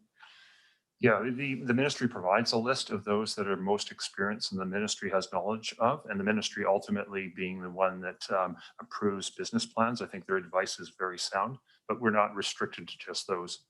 But I'd just like to say that this is a project with a very tight timeline. And we are looking at a consultant that has experience, but is available under that very tight timeline. Yes, absolutely, they will do their best to reach out to all the interests. But with this tight timeline, we're really going to need the community to come together, to be available, and to be willing to work together for a solution that satisfies the business criteria that ultimately this will be evaluated on by the ministry if it is to be funded. We have worked with other local communities that have been successful with food hubs. One in particular is the city of Port Alberni. What they had going for them and why they were successful, they had a facility. They had $500,000 worth of funding locally. They had $300,000 worth of funding from ICE-T, and a diversity of groups came together with a willingness to work together. and to cooperate on it. Having said that, not every sector and not every interest was ultimately realized in that food hub, because a food hub can't necessarily be all things to all people. The sooner that we as a community tighten our business plan and come together with a tangible proposal with resources, the more likely it is that we will be successful for funding. Thank you. I have just one follow-up question for Elena. I know you're coming back to the board with a more sort of thorough report that we can, as you mentioned, sink our teeth into. But until that time, and I know this will be public, so I think the word will start to get out that this project's happening. Is there anything that we should be taking back to our constituents about participating, or are there any things that you would like the directors to be doing to kind of drum up that support within the community to participate in the focus groups? And through the chair to the directors, I think awareness of the project is really, really important, and that's likely where the board can really lend its support through your context. As Russell said, this is a very aggressive piece. We'll be back, in front of you again in less than 4 weeks. So I certainly couldn't commit to us doing any meaningful outreach with folks, but spreading awareness would be very helpful. Okay, great. Thanks for that direction. Does anyone have any other questions? Oh, Director Grief, sorry. Yeah, you have to actually admit that the timelines and all this grant funding have been ridiculously tight. And as such, some of the applications had to be sort of dusted off from a previous application and resubmitted, and there hasn't been a lot of thought. So it's just a pity that when the province does come up with this, they give you 2 weeks to get it together, so or whatever. But it's disappointing. I am confident that we can come up with something that works. My question is, this is also inclusive of the municipalities as well. This is not a rural stream like the first funding stream we haven't heard back from yet. Yep, that is correct, Director Grieve, as well as First Nations and seafood, as well as terrestrial production. And I just want to thank you very much for mentioning the tight timelines and grants. We were almost of the opinion of giving you a recommendation to pass on this. But what staff realized is that there is such an interest driving this within our local community. It was one of the key objectives of the Economic Recovery Task Force, and in terms of what we can do to help this industry. So we just feel that we just have to make an effort at this, and we're hoping that all the sectors will come together and work with us on bringing something that is a sound business plan for the receipt of funding. Thank you for that.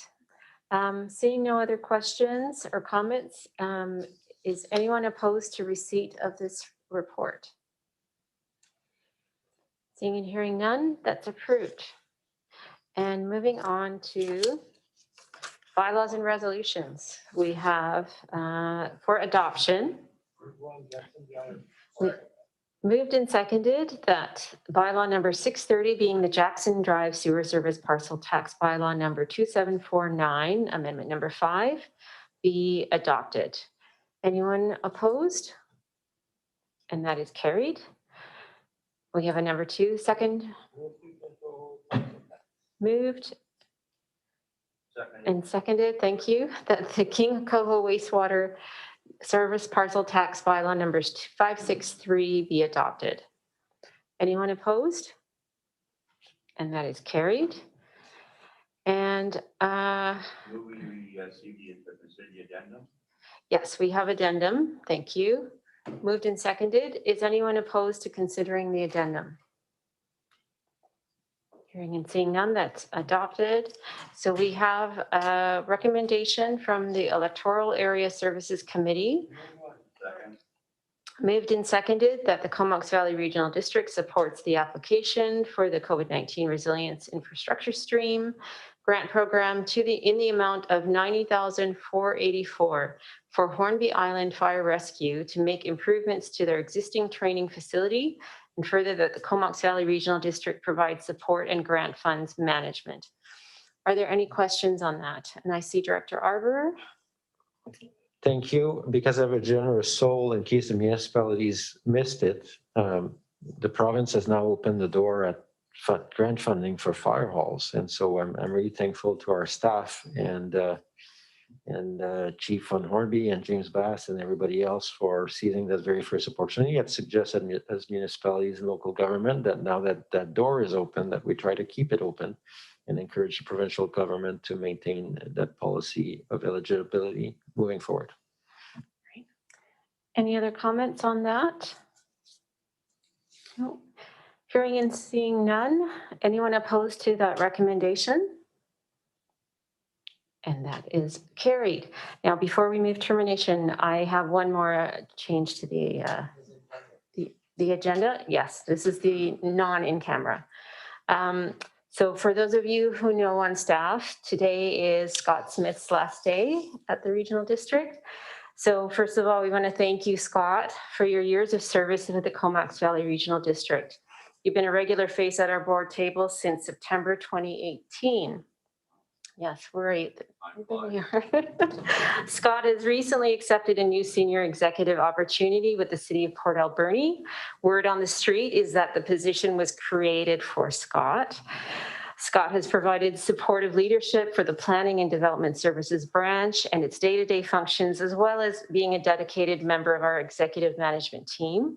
He led land use planning, building inspection and bylaw compliance, as well as finalizing the construction of the new CVRD offices on Harmston Avenue, and helped the board in advancing the regional growth strategy file. His sound, level-headed advice, calmness, and respectful nature will be missed, both around the executive management and board tables, but also within the community. So good luck to you, Scott. We will miss you, and congratulations on your new opportunity. Did you write that?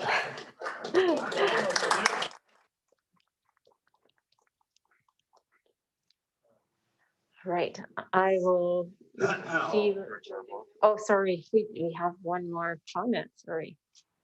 Yes, I do want to thank Scott too, but I also want to plug the league just in case. I think it's the last employee that will let return to the Port Alberni area. There's one driver Take left. that message with you. No more poaching. Thank you. All right. So we will adjourn in camera.